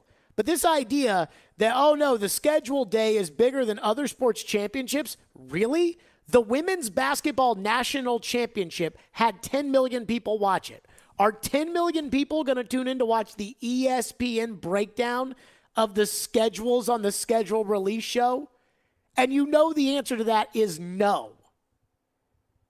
So this idea that the schedule release is going to be like the NFL draft, 100,000 people are not going to congregate downtown to watch them put up a giant scoreboard and just say, Week 1, Arizona at Chicago. Week 2, Detroit at Arizona. Week 3, are you doing that? No, it's not going to happen. I mean, look, I don't want to take away from anybody's fun, and it looks great on TV when all those people are in the downtown of a city, and our city made a boatload of money from the NFL draft. But, I mean, I thought the idea of, like, going downtown, and we were doing shows from there, but, like, the standing there downtown and just watching them make draft selections, I thought that was, like, for some reason I thought it would be fun. And then when I actually did it, I was like, yeah, this is just kind of sitting here watching them say, the Jets picked Johnny Joe. All right. Like, that's all it was. It wasn't really anything. But again, the idea that the schedule release is better than other sports championships, how can you say that? It's not bigger than the Final Four. Like, it's not bigger than the Final Four. It's not bigger than the college national championship. It's not bigger than the NBA Finals. I mean, I don't know how many people watched the Golden State Laker game last night, but I'm going to guess more people watch that than are going to watch the draft special release show. So again, I get it. When you're on that network, we gotta pump the draft show. But the idea that it's a bigger day than sports championships when 10 million people are watching the women's basketball final is a little outrageous to me. 615-737-1025. Sean texts in and says, that guy's an idiot. Texter into the text line says, that's one of the most dumbfounding things I have ever heard. I'm glad we're all on the same page. Like, I think that we all want to see who the Titans are playing. But as far as, like, it ruining our lives, or ruining maybe a stretch, but like scheduling our lives around it. And let me ask a question. Has anybody scheduled their life around watching the draft or the TV schedule show? Like the schedule comes out at 6 o'clock, right? Is anybody saying, nope, can't do that tonight, I have to watch the schedule release show? I sure hope not. The answer is no. So that Kyle Brandt take is just wild. Do we have any more Titans leaks? Anything more that... I mean, the only one going around is that Seahawks one. Mm-hmm. That, we're not for sure. So, no, not really. Christmas Eve, Seahawks at Titans. I don't know if the weather would maybe give the Titans an advantage or maybe give the Seahawks an advantage. I mean, it rains there all the time and it gets cold up there. So I'm not sure that it would give the Titans an advantage, but it's at least worth thinking about. Wes in Murfreesboro says, how backwards is it that the Titans leak their draft info, which actually matters, but seemingly refuse to and are hesitant to release something like the schedule? I mean, I don't think Diana Rossini's over there digging around trying to figure out, I don't think she's over there worried about who they're playing week 4. Texture says the Saints, and again, the leak says that the Saints may be the week 1 opponent for the Titans on the road at New Orleans. The Saints are expected to have one of the best defenses in the NFL. Is that true? I don't know if that's totally true. I mean, I do think they have some good players on defense still, right? They still have Lattimore. Still have the defensive lineman. Is it Davenport? No, he's gone. He's gone. Onyemata's gone. But the other, is it Cam Jordan? Jordan, yeah. He's still there. He might still be there, and he's pretty good. I think he's a little bit older, but best defense in the league. What did the Saints rank last year in defense? Let me pull this up. I mean, I can't imagine the Saints were that good defensively, but then again, they had Andy Dalton at quarterback. So the Saints were 7-10 last year.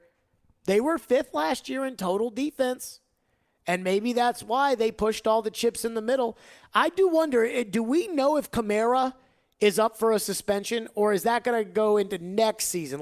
Has that court case been finished? Because normally the league doesn't decide what to do punishment-wise with somebody on the personal conduct policy until the legal side is resolved, and then the NFL steps in and suspends. But if you've got New Orleans week 1 and Alvin Kamara is on the hook for being suspended for that elevator brawl at the Pro Bowl 2 years ago, then you may not have to play Alvin Kamara. So that would not only mean Derek Carr week 1 with the Saints in a new offense, and I highly doubt the Saints will play Derek Carr in the I highly doubt that they'll play Derek Carr in the preseason. So that would be his first game, but not only would that be his first game in that new offense with a new team, but it would also be if Alvin Kamara is suspended without Alvin Kamara, which I think would be pretty good for the Titans. But I don't know if Kamara is up for a suspension or not. Haven't seen anything official on that yet. I will say this, that Kamara, those pictures were not pretty, if anybody saw that. Texture says, no one cares about the schedule release. We already know the teams the Titans are playing from the day the season ends. Who else cares? If they want to make it fun, get rid of the rotating schedule and just pull the teams out of a hat. No first place schedule, just pure randomness. Now, people might watch that. I'd agree. That would be more interesting. Again, I do care about the schedule release. Now, I don't know if I care about it because this is what I do for a living. And so it's I want to know the games or whatever. I think the Titans in the state they're in, a quick start could be really beneficial for them. And so if they get the quick start, I could see, and if they have a bunch of teams there early on that either have new quarterbacks like New Orleans where there would be an adjustment period, or if it's like a Carolina early in the season or a Houston early in the season that'll have a rookie quarterback, I think that could be good for the Titans to be able to get on some kind of a roll. Apparently, there's a Twitter handle called NFL Schedule Update, and they have the entire Eagles schedule up. How come nobody has the entire Titans schedule up? There has been a few teams that supposedly had their entire schedules leaked. I think the Giants was one as well. I saw the Giants. I saw the Packers. And the Packers have 5 primetime games. Texture says Kamara's not that good anymore, and he's a UT fan.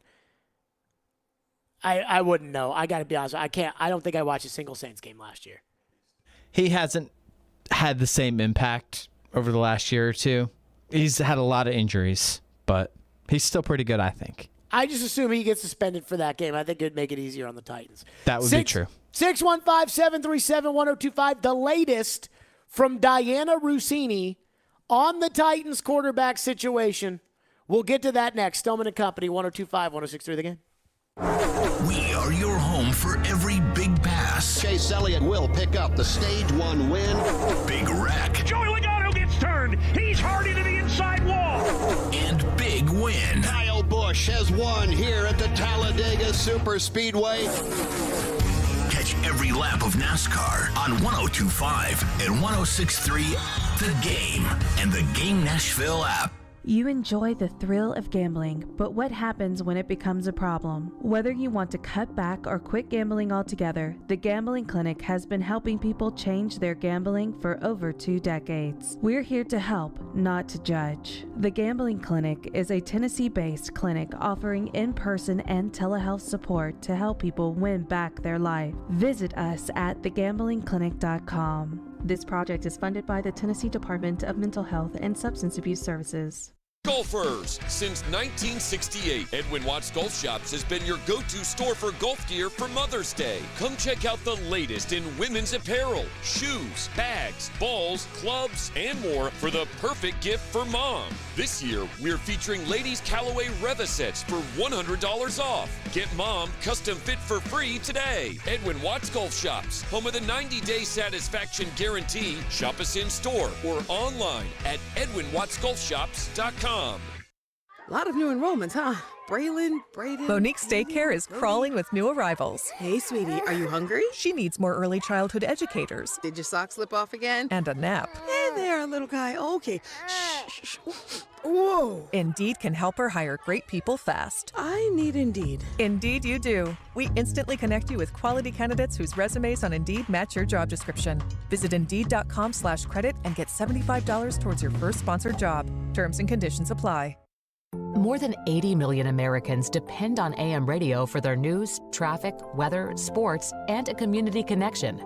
It's the backbone of the emergency alert system, keeping us safe in dangerous times. It's critical that we keep AM radio in cars, because when cell and internet services are down, this free emergency service could be your only lifeline. Text AM to 52886 and tell Congress we need AM radio in cars. This message furnished by the National Association of Broadcasters.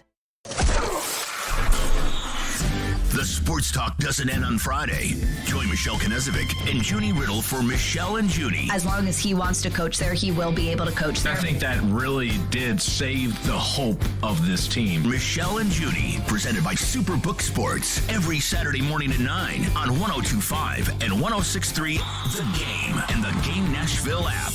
You're listening to Stillman and Company on 102.5 and 106.3 The Game and the Game Nashville app. What do you think of the addition of Will Levis? Yeah, hopefully he adds to the room. Obviously, a talented guy coming off a great college career. So, we'll see when I get to meet him here in a few weeks. Is he or next week, I don't even know exactly when. It was not a great college career, Ryan Tannehill. But that was nice of you to say. Will Levis coming off a great college career. Actually, that was the problem, Ryan. His college career was not that great. That was the issue with him. But what is the latest with the Titans quarterback situation? You know, they said after the draft, Ryan is the starter today. Malik is the backup today. Will Levis is the backup, is the third string today, and we'll go from there. But that's what they said, which we've learned not necessarily we can trust. But we know who's got the scoop on the Titans, and we've got the latest from Diana Rossini.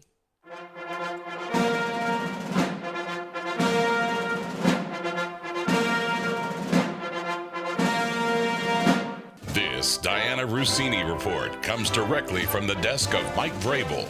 Most likely. Just out there for any lawyer who may be listening. This was Diana Rossini on NFL Live about the Titans quarterback situation. Yeah, Ryan Tannehill is the starter week 1. That's what I was told, that this is his team. He is the guy. The drafting Will Levis is obviously this team looking to the future, knowing that Ryan Tannehill will be playing on an expired contract, and this is his last year in Tennessee, and no movement there if they're going to extend him just yet, if they even decide to do that. But for now, it's Ryan Tannehill's team. Malik Willis is the backup quarterback, but they're going to give Will Levis an opportunity to see if maybe he can beat out the backup quarterback there and see if he can win that position. Okay. So that is the latest, which is they wouldn't say Tannehill's the starter week 1, but they'll tell Diana Rossini that Tannehill is the starter week 1. We assume they told her. I mean, as I said earlier, I know you people want to think that the Titans didn't leak their draft plans, that it was Arizona who leaked it, or it was Houston who leaked it, or it was whomever. I don't think Arizona's leaking that one. So Tannehill's the starter week 1, according to Diana. No movement on the contract yet, which I find fascinating that she said yet. Does that mean that there could be movement on the contract? Does that mean that there is talk about there being movement on the contract? Could the Titans sign Ryan Tannehill to a contract extension before the start of the season? I mean, I would think that's crazy. But again, it was Diana who said no movement yet. So we'll keep an eye on that.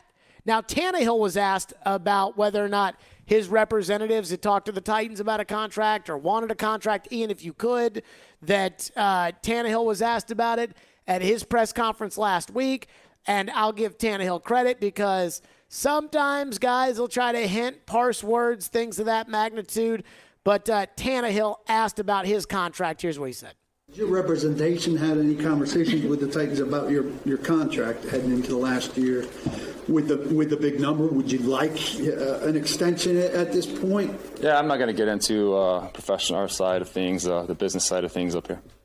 Okay, so he's staying out of it. Then there was the third part of Diana's report that it's a battle between Will Levis and Malik Willis. Now, I didn't think it was going to be a battle between Will Levis and Malik Willis. I just thought the Titans were going to gift the backup spot to Will Levis. That even if Malik has improved significantly, and he might have, I don't know, but that no matter what, because of where they picked Levis and what their expectation for Levis is, that Levis would be the backup. But apparently that's not the way the Titans are going to approach this. And I think that we can read into the number that Will Levis was given and assume that the Titans are not ready to close the door just yet on Malik Willis. Now, let me say this. Just because I say the Titans aren't willing to close the door does not mean that I'm not willing to close the door. But I'm just saying what they're saying. They gave him the number 8. Now, I was listening to the morning show today, and Robbie and Joe were talking about a lot of people were upset about the fact that Will Levis was given the number 8. And I was thinking, how possibly could people be upset with the Titans giving Will Levis the number 8? And I guess some people are upset because they think it's bad luck because Mariota wore number 8. And some people are upset because they don't think it's right because it hasn't been that long since Mariota for somebody else to wear number 8. Well, first off, it's been 3 seasons. So I think we can live with that. Secondly, Marcus's number is not retired by the Titans, and it is not going to be retired by the Titans. And Cody Hollister wore number 8 last year. So I don't have a problem with Will Levis getting number 8. But what I do think is interesting is that his college number was 7, and his other number in college was 17. Well, they're not going to give him 17. And 7 belongs to Malik Willis. So the Titans have decided they're going to give Will Levis 8. Now, personally, just giving advice, if you're a Will Levis fan, and there are going to be a lot of Kentucky Wildcat fans that are going to want to buy a Will Levis jersey, I would hold off until after the preseason to buy a Will Levis jersey, because while I don't think the Titans would give Levis a number and then switch it because they know how many people have gone out there and bought the Levis number 8 jersey, I'm not ruling it out that if Malik doesn't make the team out of training camp, that they would then give the number to Levis and he could switch. So I would hold off until the start of the season to buy the Will Levis number 8 jersey. But I think there may be something to the Titans giving Malik a fair shot here. 615-737-1025. Let's get to your phones as we always do on the program. Everybody keeps texting in about all these schedule leaks online. I don't understand that. Somebody texts in and involving says, the Titans? Yeah, but this is a different. This text says Diana Russini needs to break up with this toxic organization. The Titans are destroying Diana Russini's credibility. I don't get that vibe. I mean, I personally, I don't think that Diana's less of a reporter because what she's reported about the Titans. I mean, I think for the most part, like I said, when it comes from Diana, in my opinion, it's coming directly from Vrabel. I'm actually a little surprised after the draft fiasco that Diana Russini a week later is out there and spilling the tea as to what the quarterback plans are. And I love the people that said, that's common sense. Right, but it's not what they said. Like, I can't tell you that Will Levis is going to be the backup week 1 because I don't know. And all I've heard from them is, let's see Monday after the draft and go from there. Everything's earned on the grass. But she is told something different. And again, I figured that the Titans, whoever it is over there that's talking to Diana, and obviously I think it's Vrabel, I thought they would have clamped up just a little bit for just a little bit after the draft. I guess not. Because there she is going on TV talking about all the Titans' plans. So that I could not tell you. Right now, based upon leaks for the Titans schedule. See, I can't so this Ozzy on Twitter says the Titans are hosting Carolina week 12. I can't go with that because I saw another leak that he had that had the Titans and the Saints later in the year. So when I see that leak as a Titans, to me, then at that point, it's kind of lost all credibility. Ross in Clarksville says, didn't Derrick Henry's number change after the preseason his rookie year? Yes, it did. Derrick Henry wore 2. This was before you could wear like the 1 number for running backs and receivers and linebackers. And so he wore 2 as a rookie in training camp, and then they switched to 22 when they cut Dexter McCluster. But they said, the Titans were like, he's wearing 2 now, but he will not wear 2 for forever. The Titans gave Will Levis a quarterback's number. Now, if they had given Will Levis number 99, then I think we know, okay, well, they're going to end up switching it, but they didn't. They gave him number 8. And if people are buying Will Levis jerseys, it would be a bad idea from a marketing standpoint to then switch him to 7. Not saying they can't do it. I'm just saying I'd be a little surprised. I think number 8's his number. I don't think it's bad luck because Mariota wore it. I think they'll be okay. Texter into the text line says, what do you think about Ryan Tannehill's ability to earn a contract extension, and what would that look like? I don't see the Titans. I mean, I think the average salary for an average starting quarterback is around $35, $40 million. And if that's the case, I don't see why the Titans wouldn't just franchise Tannehill next year. If he plays well and then it's a 1-year thing just like this and you're not committing yourself, but that's just me. Joe Rexrode was out earlier this week, which means Thursday is Jared versus Joe Day, and he will join us next to debate. And what it is we're debating, I don't even know, but we will do that next. Live from First Horizon Park here on the program, Stillman and Company, and next hour we will give something away and make our official Titans schedule prediction. We'll get to that next. Stillman and Company, 102.5, 106.3 The Game. The offseason is underway for the Predators. But don't worry. We'll keep you covered with all of the happenings in Smashville. Wouldn't it be a great party if we could win a cup? What does new GM Barry Trotz have in store? We're going to make good decisions. We're going to develop our players. We are your home for Smashville. 102.5 and 106.3 The Game and the Game Nashville app. ElectronicExpress.com. We make it happen. Hey, it's Jared from my friends at Hiller. Hiller's Heat Wave Heroes are keeping you from getting burned this summer. If you know your home needs an air conditioning replacement, do not wait until it breaks down. You do not want to be sweating in your home. This month, get a free UV light and free electronic air cleaner when you buy select new HVAC systems. Or get a whole home water filtration for just $59 a month. Or get a new whole home generator for just $139 a month. Call Hiller's Heat Wave Heroes to save the day. Visit happyhiller.com to book. You don't have just an ordinary mom in your life. She's the best. Her work never stops. Her sacrifices are many. Her love is unfailing. This Mother's Day, Genesis Diamonds invites you to join us in celebrating and appreciating the mothers in our lives. Stop in and let one of our trusted advisors help you find a special, meaningful gift. Layering necklaces, stackable rings, eternity bands, pearls, elegant diamond pendants, and of course, stunning diamond earrings. Great Mother's Day ideas for any budget. There's no doubt we love Mom, but sometimes a little extra appreciation goes a long way as a thank you for helping us through challenges, making sacrifices, and always putting the family first. So whether it's her first Mother's Day or her 60th, Mom deserves a gift that's anything but ordinary. And at Genesis, that's our specialty. Exquisite rings, earrings, bands, bracelets, heirloom pieces. Timeless gifts of jewelry that she can enjoy and cherish for decades to come, and always be reminded of how special she is to the family. Genesis Diamonds, online at genesisdiamonds.net. If you've been thinking about remodeling your home's kitchen or bath, contact the countertop experts at Smoky Mountain Tops. Willie Donick here, and we installed Smoky Mountain Top surfacing in our kitchen years ago. It's remained durable and super easy to clean up. Smoky Mountain Tops is proud to offer the new prestigious Vidara quartz for your kitchen or bath countertops. Vidara surfaces are ideal for use in almost any interior application. Check out the stunning new Vidara quartz shown at Smoky Mountain Top Studio. Contact the pros at Smoky Mountain Tops. Quality, service, and dedication. Visit SmokyMountainTops.com. Now, your Game Center update.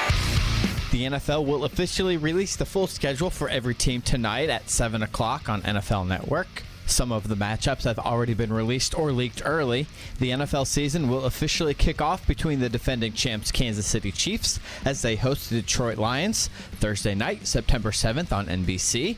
The first Monday Night Football game will feature Aaron Rodgers in his new digs with the Jets as they host the Buffalo Bills.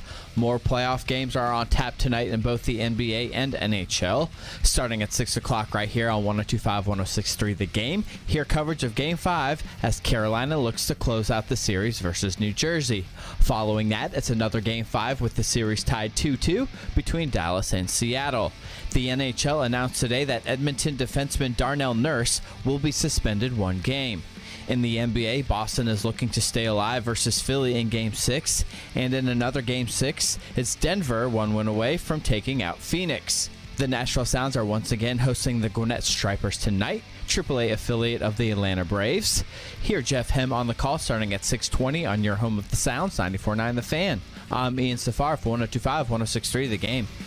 For more, follow us on Twitter at 1025 The Game or visit thegamenashville.com.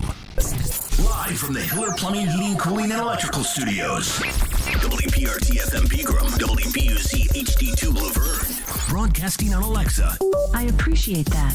And other smart speakers. 1025 and 1063. 1, 2, 3. I think it was a good game. You had a couple of big plays. The Game. A Cromwell media station. Where you have a voice. He had a competent coaching staff. You just play terrible and you keep playing. And we have strong opinions. What a whiny freaking crybaby response. This is Stillman and Company with Jared Stillman on Nashville's best sports talk, 1025 and 1063 The Game and the Game Nashville app. Stillman and Company, 102.5, 106.3 The Game, streaming live on Twitter, Twitch, YouTube, and Facebook Live. Thanks to Superbook Sports, live from the Hiller Plumbing, Heating, Cooling, and Electrical Studios today. First Horizon Park Sounds and Gwinnett Stripers. First pitch, 6:35. The AAA affiliate of the Braves, Mike Soroka, scheduled to pitch, and they will be using automatic balls and strikes tonight. The robot umpires will be used tonight in the Sounds game. You know that what they do is they try them out at AAA, and if they like it, just like the runner at second base, just like the pitch clock, then they put it into the game. And so we're in a different booth than we normally are here at the Sounds because I think Major League Baseball is over there operating the pitch clock. Caroline's here for a special Thursday edition of Jared versus Joe. Caroline, how much can we trust Brooke? Ian, what was her last name? Kirchhoffer? Her. How much can we trust her for her Titans at New Orleans Week 1 leak? Wholeheartedly. Okay. Titans are going to New Orleans Week 1. Keep that in mind. And I may have to make that trip, to be completely honest with you. You and me both. Let's go down to the Big Easy. See, now Caroline's inviting herself. I see how this is. I don't need to invite myself to a city. I can very much so do that myself. Thank you. I see how it is. Joe is here with us. Joe, it was good to see you this week, back after your great vacation, I assume. So let's get right to Jared versus Joe. Jared Stillman versus Joe Rexrode. Now on Stillman and Company. On ESPN 102.5 The Game. Jared versus Joe is presented by Pella Windows and Doors of Nashville. Caroline, start us off. I have a few zingers in here. I'm kind of unsure of what I want to start with, but I'll start with this one. Jared, you go first, and don't give me that look. Is Ryan Tannehill disgruntled with the Titans? Oh, yes. I mean, his press conference, when they asked questions to him about Tim Kelly and the new offense or Aaron Brewer at center or things like that, it was like, oh, yeah, really excited and really working hard on the, the language and the terminology and the new offense, and every day we're working hard, and, yeah, really like this and really like that. Then when he was asked the questions about Levis and the quarterback position and his future, they were kind of terse responses. It was just enough not to get him in trouble like the Malik thing last year. But last year it felt like when he had that press conference, I know everybody makes a big deal about the not mentoring him, but I felt a lot of it was like, yeah, I'm really, really excited for Malik to be here. And, if Malik can learn something great. And this was just like, hey, man, I just work here. It's like every single one of his answers was like, yeah, man, I just work here. They do that. And when he was asked about the receivers, that was the one that stood out to me. When Tannehill was asked about the receivers, and he was like, yeah, I thought that was something that could have probably gotten addressed earlier, but Rand and Mike make those picks, and so, we'll just get to, again, it was, to me, a constant, I just work here. And I've never had that sense from Tannehill. And asked about his contract, just saying, hey, we're not doing the business stuff up here. Or the one that really got me was when he was asked about the conversation with Rand Carthon, and he was like, yeah, you can take that a lot of different ways. I just have to go out there and play well. And I think there is some animosity, but I'm not saying it's a bad thing. It could be a good thing, but I do think there's some animosity there. So I don't disagree with anything you just said in terms of his reaction. I had basically the same analysis of it. That's what I took away from it too. I guess it's just the word disgruntled. I guess we're playing semantics here. Like, disgruntled to me suggests that it's going to affect performance or desire to do job. Maybe I'm taking that too far. I mean, we can all interpret it however we want. But when you say disgruntled, I think it sounds a little strong. I think he's absolutely disillusioned and, I think he's also accepting of the reality, because what you said, Jared, is right. Last year he did talk a lot more about Malik Willis. You're talking about a third-round flyer, a guy who he knows in the upcoming season was going to be no threat to him, and at that point he still had a lot of opportunity to carve out a different future here. This time, it's a move up in the second round, and he basically knows this is his last season. So, again, I agree with what Jared said. I don't know if disgruntled is exactly the right word, but certainly he knows the score, and I agree. He sort of danced around his frustration, but when you left that day, it was very clear how frustrated he was, and he should be frustrated. He has every right to be, by the way. Well, and I think, too, the bigger thing, I think the thing that Tannehill's more mad about is probably the lack of receiver help than it is drafting the quarterback. I know it sounds crazy, but I think Tannehill's looking at it like, hey, I had a good season last year, but I had nobody to throw the ball to, and the line sucked. And so everybody thinks I suck because all these other guys weren't very good. And I think that's his anger. I think his anger is more from that than it is from the drafting of Will Levis. Whereas I do think, everybody made the Aaron Rodgers thing to be, well, Aaron, it's not that Aaron doesn't like that they picked Jordan Love. It's that Aaron wanted some more help at receiver. No, I think Aaron Rodgers was mad that they picked Jordan Love. I don't think Tannehill's mad that they picked Will Levis. I think Tannehill's mad that they didn't pick a receiver. And that's, I think, the difference between the two. And when we use the word disgruntled, I was thinking this as Joe was talking. I think we can all agree Aaron Rodgers was disgruntled with the Packers, right? I would say so. That's a better use of it, yes. Would you say Tom Brady was disgruntled with the Patriots when all that nonsense and drama and Jimmy Garoppolo and Belichick and Kraft and, would you say disgruntled there? Not the same as Aaron Rodgers disgruntled, but I would say still disgruntled. Definitely wasn't gruntled. Thank you. I'm trying to figure out. No. Caroline, I get a point, Carol. I'm trying to figure out where Tannehill kind of fits in all this, right? Jimmy Garoppolo was a little disgruntled, but he didn't say anything about it. He just, nobody wanted him. Baker Mayfield was disgruntled with Cleveland, but Tannehill is just not a put his business out there kind of guy. And to Joe's point about, that word, I'm not sure I would ever see Tannehill saying something or doing something that would prove that he is mad at the team. I don't think I'd ever see that from him. I don't think he'd ever come out and say, well, they didn't get me a receiver, like the way that, Vrabel threw Robinson under the bus when he told Ed Werder, who are we going to throw the ball to? I don't think you'd see Tannehill do something like that. So, it's I don't know what disgruntled for him looks like. What's next? It's tough to compare Tannehill and Aaron Rodgers because Aaron Rodgers' disgruntlement is not going to be the same as any other quarterback in the NFL would ever show. Yeah, no, he and Aaron Rodgers are the exact opposite in almost everything except for the fact that they both play quarterback. What's next? On to the next. Joe, you go first. Diana Rossini said that the Titans haven't extended Ryan Tannehill yet. Are they going to? One, should they? Two. Is this new today? Is this something I missed today? Oh, okay. I guess, Ian, let's get the official Diana Rossini latest Titans report. Let's go ahead and let's get this for Joe.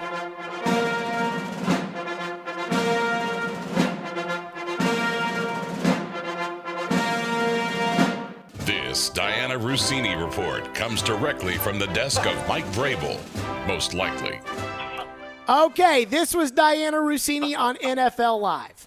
Yeah, Ryan Tannehill is the starter week 1. That's what I was told, that this is his team. He is the guy. The drafting Will Levis is obviously this team looking to the future, knowing that Ryan Tannehill will be playing on an expired contract, and this is his last year in Tennessee, and no movement there if they're going to extend him just yet, if they even decide to do that. But for now, it's Ryan Tannehill's team. Malik Willis is the backup quarterback, but they're going to give Will Levis an opportunity to see if maybe he can beat out the backup quarterback there and see if he can win that position.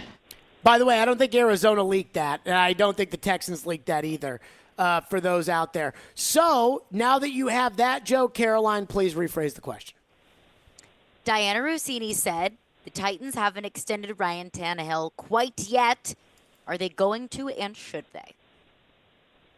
No, and actually I did. It's funny because I saw that was yesterday, right? I think she said this about the Tannehill, the huge news that he's going to be the starter week 1. No, I take that as just saying words. I don't even think the yet meant anything. I could be wrong, but I don't think so. I think she's just saying it. By the way, he doesn't have an extension. Whether they will or not, no idea. I don't think that that's any sort of indication that it's on the table. No, I don't think they're going to extend him, and I don't think that they should unless at some point here in the coming months they decide that, oh my gosh, what an awful mistake they've made drafting Will Levis. Anything short of that, he's the future, and Tannehill has one more year. I think it's pretty simple. Yeah, I think that it does play hand in hand how Levis performs, not just in the preseason or whatever, but also practice and everything else. But my thing is with Tannehill, if he plays well, why don't the Titans just franchise him at the end of the year? I don't. By the way, we have a new leak. Well, we're not allowed to say it? Okay. But which week is that? TD's just sitting right here. So week 11 on the schedule, Monday Night Football, Titans at Miami. So that is our latest leak that we have. Titans at Miami, Monday Night Football, week 11. So just putting that out there. Okay. Prime time. I'm actually shocked. Like, that's a game they want to put on TV, but then again, you say week 11?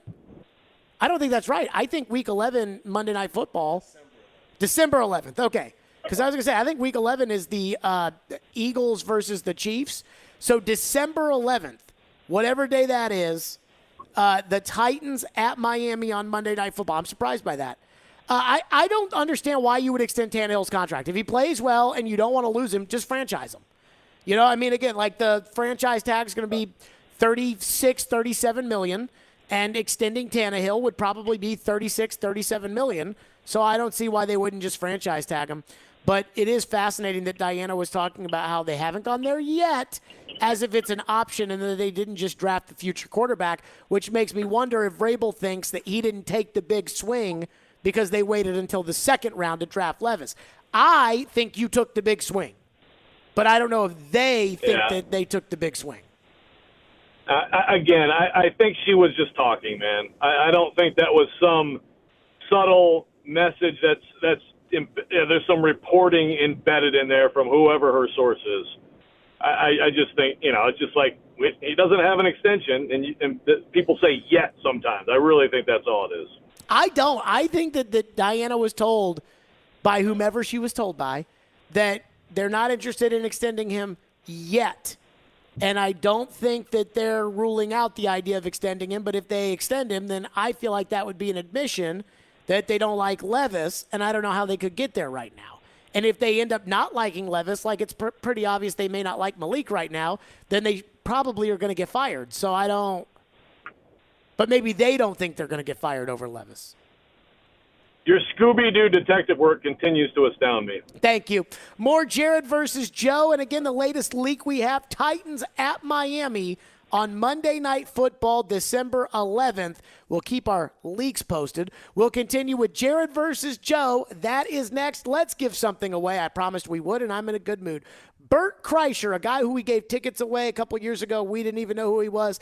And now I think that they are absolutely fantastic. Let's give away a pair of tickets to see Bert Kreischer. That's right. Be caller 5 at 615-737-1025, and you're going to see Bert Kreischer at Bridgestone Arena on November 17th. Good luck to you. That's Bert Kreischer at Bridgestone Arena, November 17th. Stillman and Company, more Jared versus Joe, presented by Pella Windows and Doors of Nashville, 102.5, 106.3 The Game. Tonight on 102.5 and 106.3 The Game. The Stanley Cup playoffs continue between the New Jersey Devils and the Hurricanes. Can Carolina close it out? Probably. They will take on Jersey tonight. Coverage begins at 6. Your home for the Stanley Cup playoffs is 102.5 and 106.3 The Game and the Game Nashville app. Last year, did you say to yourself, Self, if I took the whole family to the Big Machine Music City Grand Prix, featuring tons of music and stupid fast Indy cars racing through downtown, I would be a legend parent and/or spouse. But then, you didn't go. Hey, don't be that parent and/or spouse this year. Step up, wannabe legend, and get the fam to this year's Big Machine Music City Grand Prix, August 4th through 6th. Get tickets at MusicCityGP.com and get amped, legend. If you're hiring, it can feel like you're trying to find a needle in a haystack. You can hope the right person comes along, or you can just use ZipRecruiter. And now you can try it for free at ZipRecruiter.com/radio. In fact, ZipRecruiter has helped a lot of business owners find their needle in a haystack, like Marco, president of operations at Telly Tires and Auto Centers. Because Telly Tires has grown a lot in the last few years, Marco needed to hire everyone from a receptionist to a store manager to a head mechanic. ZipRecruiter helps me find all the right people, even the most difficult jobs to fill. ZipRecruiter helps me keep my business running. Take it from Marco and millions of other businesses who've used ZipRecruiter. ZipRecruiter can help you find the needle in the haystack. See why 4 out of 5 employers who post a job on ZipRecruiter get a quality candidate within the first day. And right now, you can try ZipRecruiter for free. That's right, free at ZipRecruiter.com/radio. That's ZipRecruiter.com/RADIO. ZipRecruiter.com/radio. ZipRecruiter, the smartest way to hire. Do you have a VA loan? In this housing market, homeowners with VA loans have access to a ton of instant cash. Hey, Willie Donick here. Do you need cash to pay off credit cards and other high-interest loans? How does a check for 80 or 90 grand sound right now? Loan Pronto is helping veterans every day get the money they need with a quick and easy zero-cost cash-out refi with zero closing costs. With a VA loan, it's really cool because you can access up to 100% of your home's value. That's 100%. Use that money to pay off credit cards, home equity lines, car loan, consolidate all your payments into one check per month and close in 2 weeks. Most homeowners who do this end up cutting their overall monthly payments by $800. And Loan Pronto's all-digital process makes it fast and easy. They're doing loans with super low APRs, and they love working with veterans. Call now, see what your options are. Call Loan Pronto, 615-499-5780. That's 615-499-5780, or go to loanpronto.com. Equal housing lender, NMLS 1661781, subject to lender approval. Music City will be rocking June 23rd through the 25th with a different sound, the sound of NASCAR. Start your engine! The Ally 400 is back at Nashville Superspeedway, and this year, it's a night race. NASCAR in Nashville. It's guitars and fast cars under the lights. Visit NashvilleSuperspeedway.com to get your tickets for the triple header weekend, including the Ally 400, Tennessee Lottery 250, and the Rackley Roofing 200 today. Want to see our smiling faces? You can watch us on Twitch, Twitter, YouTube, and Facebook Live. We are good to go. Presented by Superbook Sports, voted #1 sportsbook in Vegas. Strong opinions and a strong personality on your drive home. This is Stillman and Company on 102.5 and 106.3 The Game and the Game Nashville app. Jared Stillman versus Joe Rexrode. Now on Stillman and Company. On ESPN. 102.5 The Game. Jared versus Joe, presented by Pella Windows and Doors of Nashville. Caroline. Jared, you go first. How did the Titans solve their wide receiver problem? So I don't know how they solved their wide receiver problem at this point. I mean, I compared this to trying to plan an international trip with somebody that doesn't have a passport yet, and then it's like a week before we're supposed to go, and they still don't have a passport. And at that point, it's like, you're not getting a passport between now and then. And I feel like it's going to be really hard for you to get a real wide receiver between now and then. To me, the best path to do that would be to try to trade Tier Tart. He's the one guy that is young enough and good enough and not as committed from a contract standpoint that a team that might be lacking depth on the defensive line would be willing to trade from an area of strength if they had a lot of receivers. That being said, I don't know what team it would be out there that has defensive line depth problems and has an abundance of receivers. And even then, if they do that and they add, say, a Donovan Peoples-Jones or somebody like that, is that really fixing the wide receiver problem? The answer should be Tyler Boyd from the Bengals. The problem is that he's going to cost too much in draft capital that they don't have. Now, I believe Mike Vrabel has promised the fans that they would get a receiver, and unlike every other team that needs receiver help at this time of the year that says, no, we like the guys we have, Vrabel actually said that they need receiver help. So, I mean, maybe they've backed themselves into a corner to where they end up doing something stupid like dealing their first-round pick next year for some guy that's probably not worth it. Maybe they do something stupid like dealing a second-round pick for Chase Claypool like Chicago did. I don't know. But the answer is it's either Tier Tart or draft capital that they don't have for next season. Yeah, I don't have a great answer.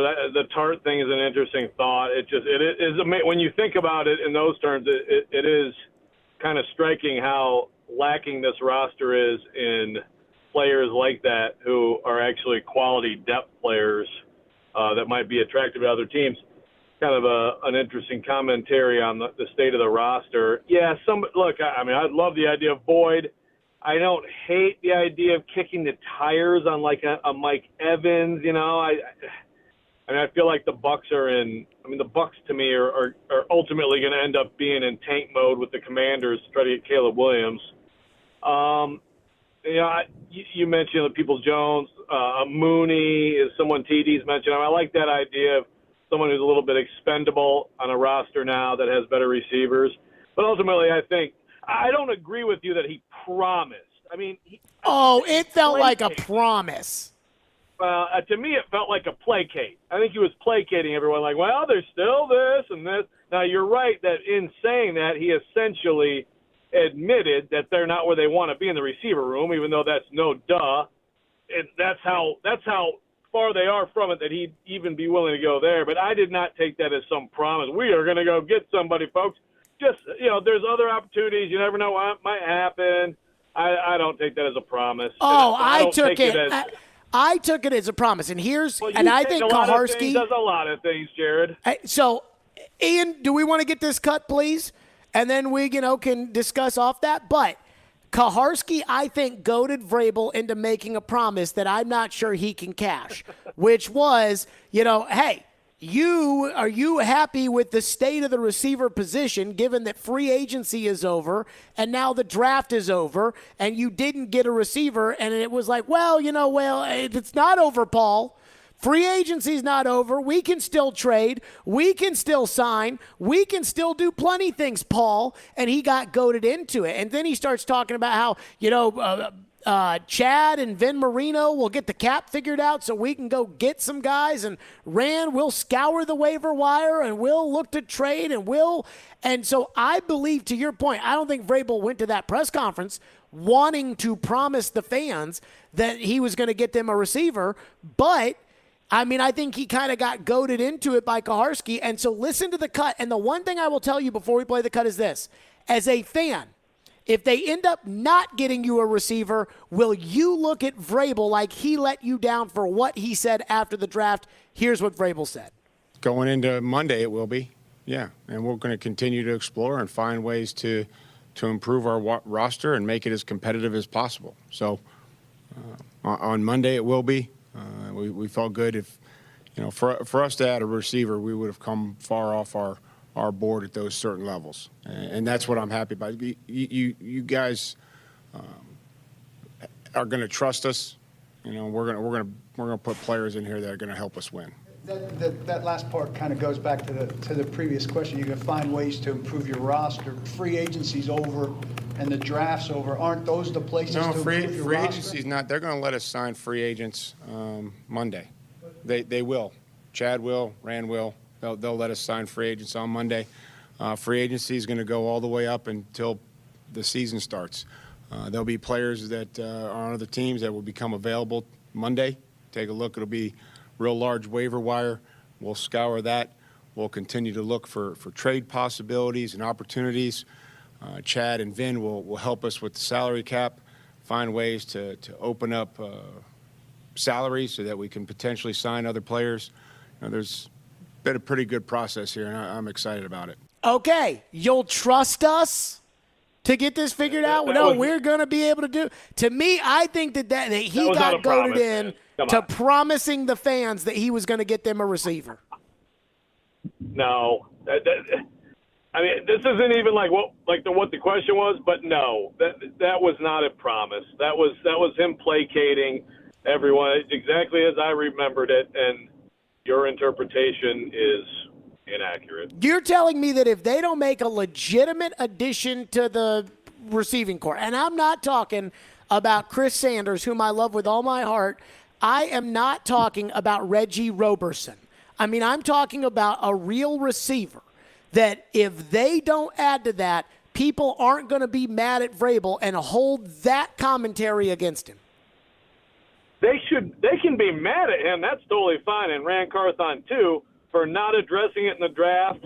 for not addressing it in free agency, though, as we discussed a million times, it wasn't good in free agency. And if they don't pull off a trade for not addressing it there, but because that comment is, to me, it's just an extra thing. I mean, no, it's just about the fact that they didn't address it, and this is their receiving core. I mean, to go to Caroline's question, the fix is, golly, I hope Kyle Phillips is healthy and good, and oh boy, I hope Racey McMath or somebody else really emerges and Traylon Burks takes a huge step. That's what it's going to be. But that's a fireable offense. That comment does not increase like the need to be angry at him. It's just looking at the roster is enough. Oh, no, I think it absolutely does. Just like when me and him got into it about Craig Aukerman. If the special teams stink this year, we're going to play that cut every freaking time that they screw up. And every time that they don't have a receiver, we'll remember that Vrabel said, no, you'll trust us to get receiver figured out. And then he didn't. That's just me. Caroline, what's next? Also, can I add, in that Vrabel clip, you're going to trust us? Don't tell me what to do, Mike. Like, if I don't want to trust you, positive. I'm not going to. Rand Carthon wants you to be positive. These kids, it's their one opportunity to be drafted. Be positive. When I heard that, it's the same way that, like, if I'm in an argument with somebody and they say, calm down. No, I'm not going to calm down. Put on to the next one. Joe, you go first. Based off of what Barry Trotz said yesterday on your show, do you think John Hines is coming back? Oh, man. Well, I guess I'll go with my numbers because I love putting percentages on things. So I said this morning on the show, like I would say I was at like 98% Hines is coming back as of like going into the end of season press conference. Before Paul Scarbina stood up and asked the direct question about, to Trotz about Hines' status, I was about 98%. His answer dropped it some. The answer on our show, I'm 49-51 Hines is back. I'm 49-51. And maybe it's an overreaction. Maybe I should be more like 58-42 Hines is back. But I'm 49-51. I think there's a real chance that John Hines is not back. Obviously, I think there's a little bit more than 50-50 chance. I don't understand. I mean, first of all, just the timing alone, the opportunity to, again, just say, yep, he's our coach. If you really wanted him to be that and you believed he would be that, by now you're not saying that? And then, of course, you match it up with the timelines of potential coaches who could be candidates. And to me, I would not feel comfortable if I were John Hines unless I knew something that Barry Trotz wasn't telling all of us. Yeah, I actually said yesterday, I think after that comment, I say 65% Hines is out. 35% Hines is back. I think there's two things at play here. One, the fact that Barry, oh, no, I'm still evaluating. You're still evaluating. They haven't had a game in a month. How are you still evaluating? And I believe that if you want to fire somebody, chances are you're going to fire that person. If somebody's in charge and they want to fire somebody, they'll find a way. Just like Josh McDaniels fired Derek Carr because he wanted to. Jimmy Garoppolo's not a better quarterback than Derek Carr, but he wanted to fire him, and he did. So I think that Barry Trotz wants to fire John Hines. The second thing is the Predators have been pumping the crap out of the Milwaukee Admirals. And let me just say this. I love the sounds. I'm going to the game tonight. They're wearing the throwback Thursday uniforms that I grew up with. I grew up going to that crap hole Greer Stadium, and I love it with all my heart, and I love this stadium. I do not care if the Sounds win or lose. It's minor leagues, and they're the team, here. Well, I certainly don't care about the Milwaukee Admirals winning or losing. And the Predators are just Admirals. And I'm getting emails about you're invited to a watch party to support the Admirals. And, oh, my God, have you seen the latest with the Admirals? And Barry Trotz and David Poyle are in Milwaukee to celebrate the Admirals. And I think this is because they're going to hire the Admirals coach, Carl Taylor. So I'm 65% Hines is out. I think Carl Taylor's probably going to be the next coach. Joe, your thoughts? Yeah, I don't know about I don't know. Well, I agree on rooting for a minor league team. I'm not sure that this is like some sort of like get ready. I mean, this sounds a little bit like you're the Titan, Super Titan on the special. John Stryker's going to be the GM, folks. That's what my detective work tells me. Sounds a little bit like that. I don't know that it's that. I think it's just that they don't have their own postseason, and so here, like, watch some of the prospects and get excited about them. Oh, no. They're not doing that. Okay, all right. Okay, it's all about Carl Taylor. Okay, you're on the record. They cannot. Do they expect people to actually care about the Admirals? I'm not saying they should. I also find it weird that no one cares, like, the wins or losses of a minor league team. So I'm with you there. I'm just saying I don't think that all this is like, hey, everybody, let's see if we can get people excited for that Carl Taylor press conference. If they announce him as the coach, I will come back and I will apologize to you. I think you're reading a little bit too much into it, which I know you don't do too often. But the Predators are the definition of a team that cares about the narrative. And that would be the narrative, right? Admirals. The Admirals win the AHL championship. We're hiring him as coach. He did such a good job, and you all watched because we told you all to care. Right, but the narrative could also be, Admirals, look at all our young players, and they're going to be here, and please come to the Bridgestone, and yay, right? I mean, that it could be as simple as that. I'm not sure I'd buy that, but okay. Caroline, who wins this week? I'm with the Barry Trotz thing. It is so difficult to read into what he's thinking. Is it?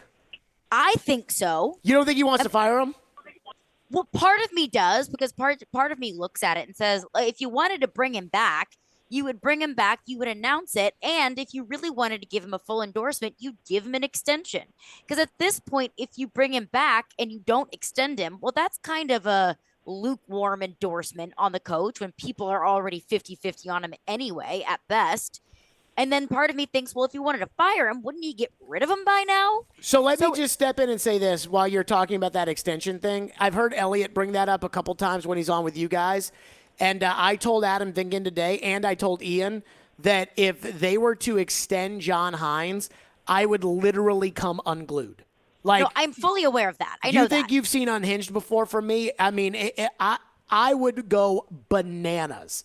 I am not calling for an extension, and I know you would go bananas. I know that I might need to call 911 to get some defibrillators, call them to the Green Hill studio and say Jared Stillman might be in cardiac arrest. But I'm just saying, if Barry Trotz is going to bring him back, how bad of an endorsement is that to say, hey, we want to bring you back, but we really don't like you that much? I know, but if you're Barry, do you burn the goodwill that you've earned up? Because that's gonna piss a lot of people off if they do that. Then why bring him back at all? Because the one thought I have is if it's not Carl Taylor, if it's somebody else, and Barry can't get him, say that he's got a contract with somebody else or something like that, then Barry can say, okay, let's bring Hines back, and then we'll fire him when I can get my guy. They're telling me there's not a single coach out there that wouldn't be available. I'm saying that if the guy is not available. Yeah. Like Vingan's guy, Carberry, there's going to be multiple teams interested in him. Yeah. Yeah. And that might be the onus to go to ownership and say, we got to fire Hines because everybody's trying to hire Spencer Carberry, and we love Spencer Carberry. Yeah. But it is kind of hard. I cannot definitively say one way or another that I fully believe that one thing or another is going to happen. Oh, I feel that way too, but I think he wants to fire him. I think you think that because you want him to be fired. I do want to fire him so bad.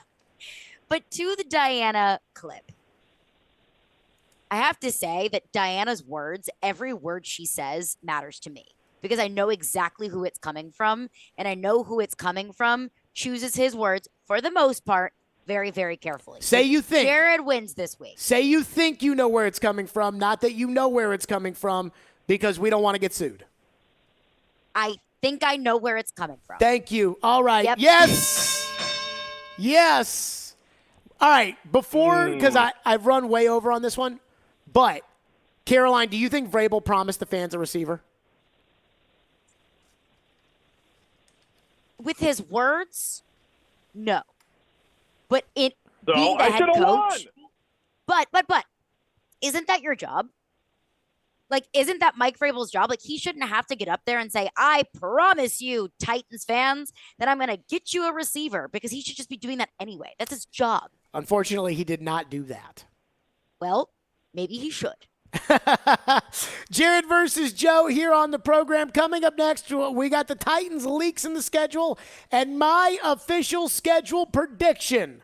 Stillman and Company, 102.5, 106 to the game. All the big plays. All the big stories. If you're not ready to play in this league, you will lose. I don't care who you're playing. All in one place. We are Nashville's best sports talk. 102.5 and 106.3. Because I love the sport. We played the way we needed to. Why would he make that move? 360 and he slams it home. The Game. And the Game Nashville app. Tools of the Game, brought to you by Northern Tool and Equipment, helping problem solvers for over 40 years. Northern Tool has anniversary sale savings. Take $50 off the Power Horse 3200 PSI pressure washer, now just $299.99. Limited time only. Northern Tool and Equipment. You don't have just an ordinary mom in your life. She's the best. Her work never stops. Her sacrifices are many. Her love is unfailing.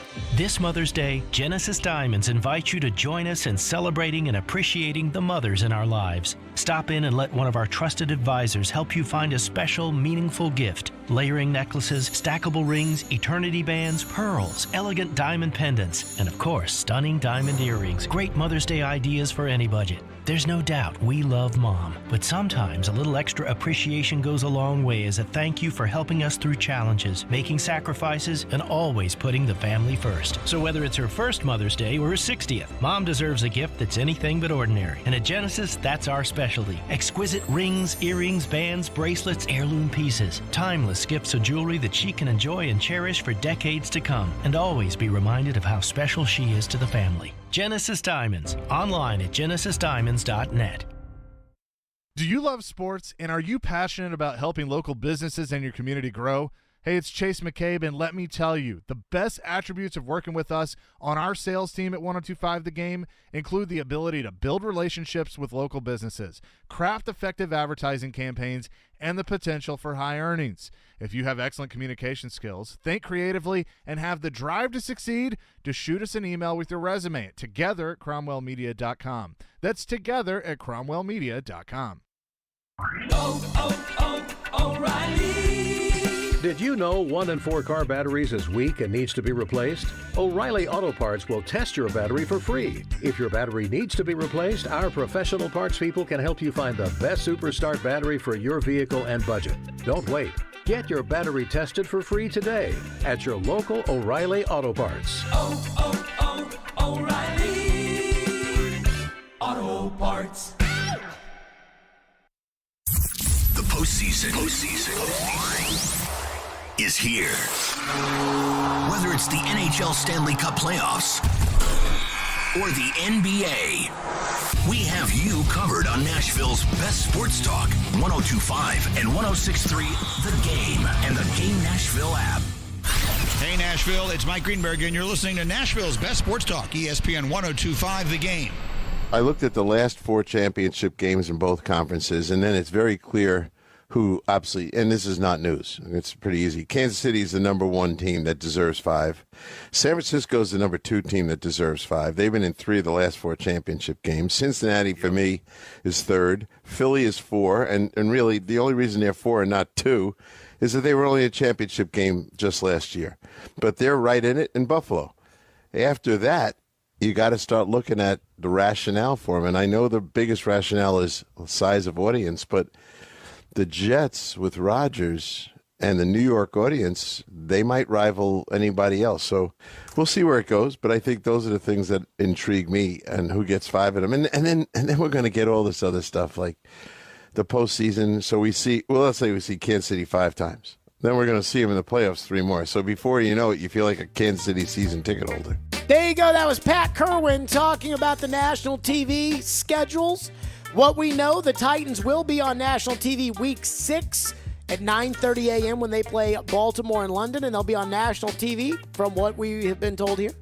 On December 11th, which is week 16, I believe, they will be at Miami So that takes us to the official Jared Stillman Titans schedule prediction. We've had to move things around with some of the leaks that we found out along the way, but let's start at the very top with week number 1. At New Orleans, that's already been reported. Week 1, the Titans on the road at New Orleans. That game will be at noon. Week 2, I have the Titans hosting the Houston Texans. Got to get the division games in some way, somehow. Week 2, Titans hosting Houston. Week 3, Titans hosting Atlanta. I would love for that to actually happen. I think they're going to get that out of the way before both teams have to head out to London. Week 4, Titans on the road at Tampa Bay. Again, that would be great for the Titans. It would be a 3:25 start. Tampa, because it's hot out there, they let the sun go down. But it will not be a watchable game by anybody. You'll get the F crew of either Fox or CBS. Week 5, Titans at Jacksonville. So the rematch of the AFC South finale. I think the Titans go on the road to Jacksonville in Week 5 before going to London Week 6, where they'll host the Ravens, as we already know. Week 7, I think the Titans will have the bye. NFL teams give you the chance after the London trip if you want the bye or not. I cannot imagine Mike Vrabel would say no. And, fun fact, in 2018, the last time the Titans went to London, they took the bye after the London game, went on the road to Dallas, and beat the Cowboys on Monday Night Football, and then hosted the eventual Super Bowl champions, not the defending Super Bowl champions. They'd already beaten them, the Eagles. Hosted the eventual Super Bowl champion Patriots and beat them. And so I wonder if Vrabel remembers that and says, hey, 2-0 against two teams that ended up making the playoffs that year. Let's take the bye. I think he does. Week 8 at home against the Indianapolis Colts. I think Anthony Richardson will probably be the quarterback by then, but that is certainly a noon start. In fact, all these games for the most part are going to be noon starts unless noted otherwise. Week 9 has the Twitter rumors, but they're unconfirmed, that the Titans will play at the Steelers on Thursday Night Football. I'm not going to go there. Titans Week 9 at Cleveland. And because I know that this Miami game is going to be Monday Night Football, I'm still going to say Week 9 Thursday Night Football at Cleveland. The Titans will get a Thursday night game, and they'll get a Monday night game. Week 10, the Titans will host Jacksonville. So now they're done with the Jags, getting division games out of the way early. Week 11, Cincinnati comes to Nashville. And a rematch of that 2021 AFC divisional round game in which Ryan Tannehill threw 3 interceptions. And then a year later where the Titans hit a snapper in the head and ended up losing to Cincinnati. Week 12, this has been rumored. Carolina in Week 12. I don't trust the Aussie at NFL Aussie or whatever it is that reported it, but beats anything I've got. At Carolina. Week 13, Titans at Steelers. And I think that will be a regular noon start.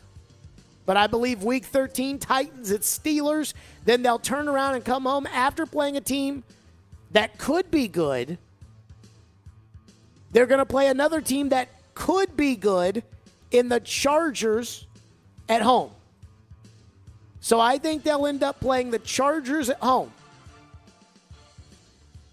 Week 15, Titans going to host. Hold on, I got this all messed up.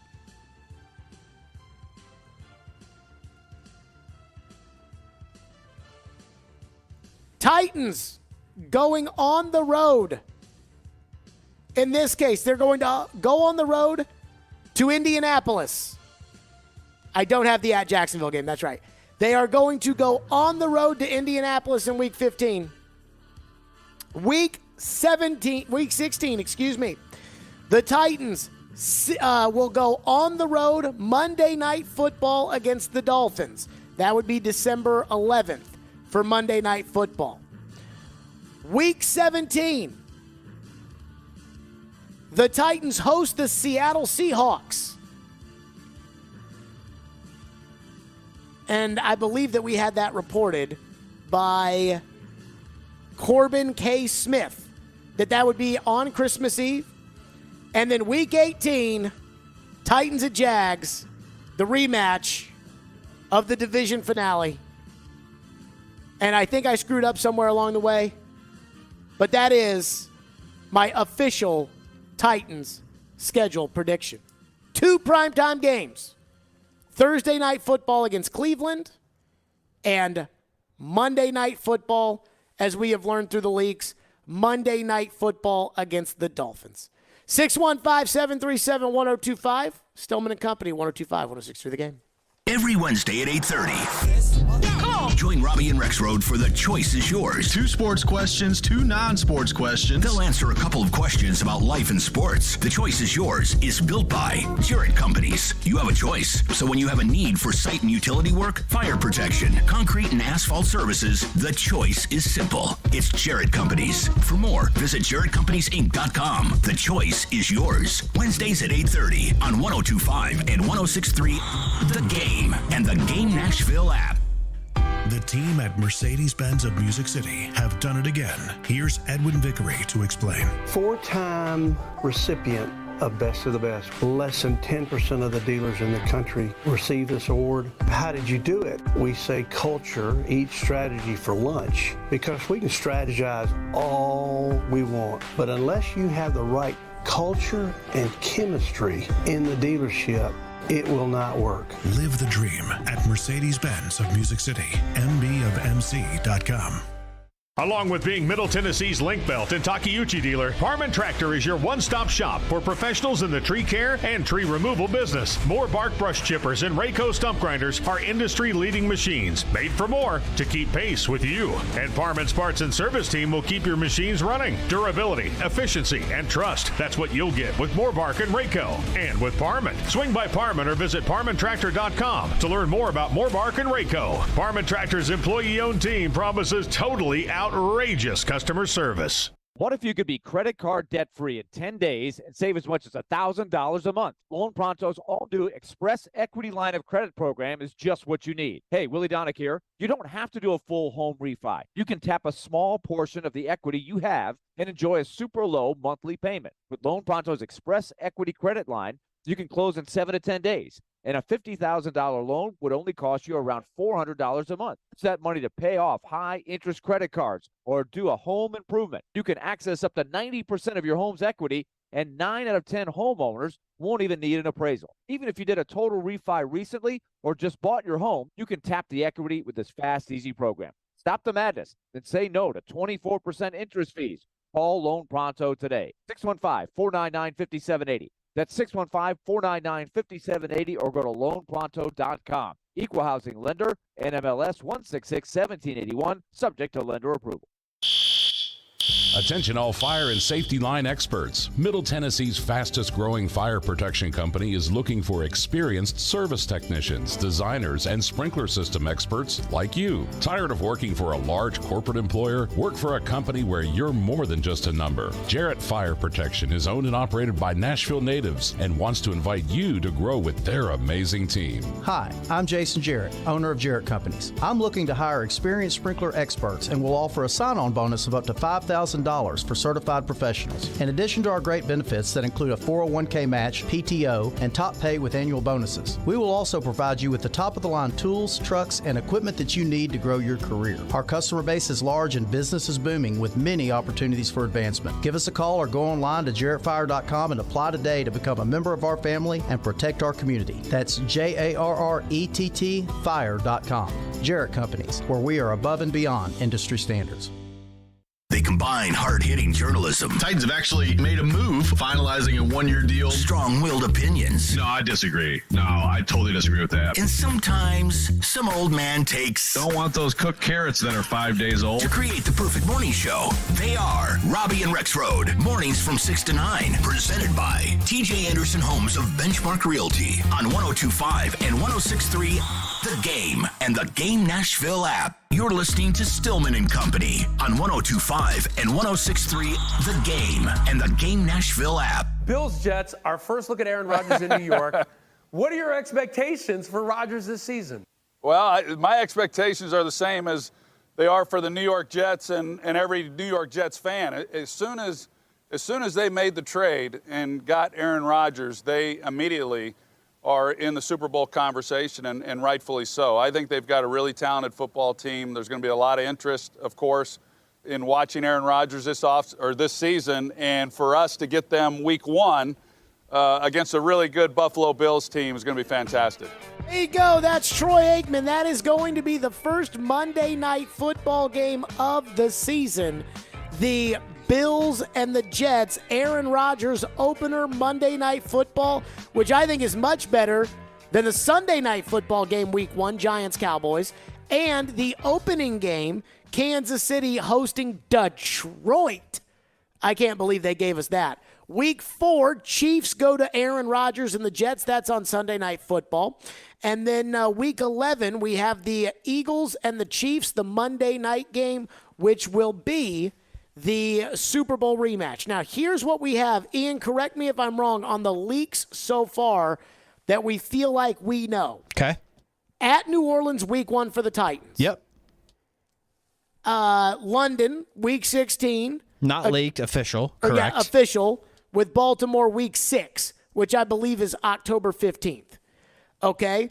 Then we've got Miami on Monday Night Football, December 11th, which I'm not going to take credit for finding out, but we found it out as a collective unit or whatever have you. So we have the Miami Monday Night Football game, December 11th, and then Seattle at the Titans on Christmas Eve, which I believe is week 16 or week 17. 16, I think I saw. 16. Okay, so that's what we have. Everything else, we're not sure yet. Do we think the Titans get more than the one Monday Night Football game? For some reason, I didn't think the Titans were going to get a Monday game. Now, the one thing I think we have to be, cognizant of, if it is in fact December 11th, which would be week 15 for that Monday nighter against Miami, the one thing that we'd have to be cognizant of is that they could flex out of that. And maybe that's why they give the Titans that one primetime game and then decide they're going to flex out, because this is the first year that ESPN can flex out of Monday night games, which, to be honest with you, I am super excited about.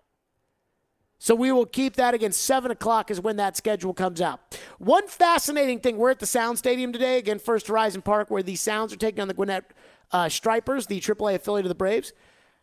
Underneath, on the guitar scoreboard, underneath the line score, it says automatic balls and strikes are in effect tonight, which means they are testing out the robot umpires. And I am going to see how that goes, because I'm going to the game tonight. We will see how the robo umps seem to work. That's it for us. We're out of here. Stillman and Company, Carolina versus New Jersey. Carolina looks to close it out. That's next. Stillman and Company, we'll see you all tomorrow at 2.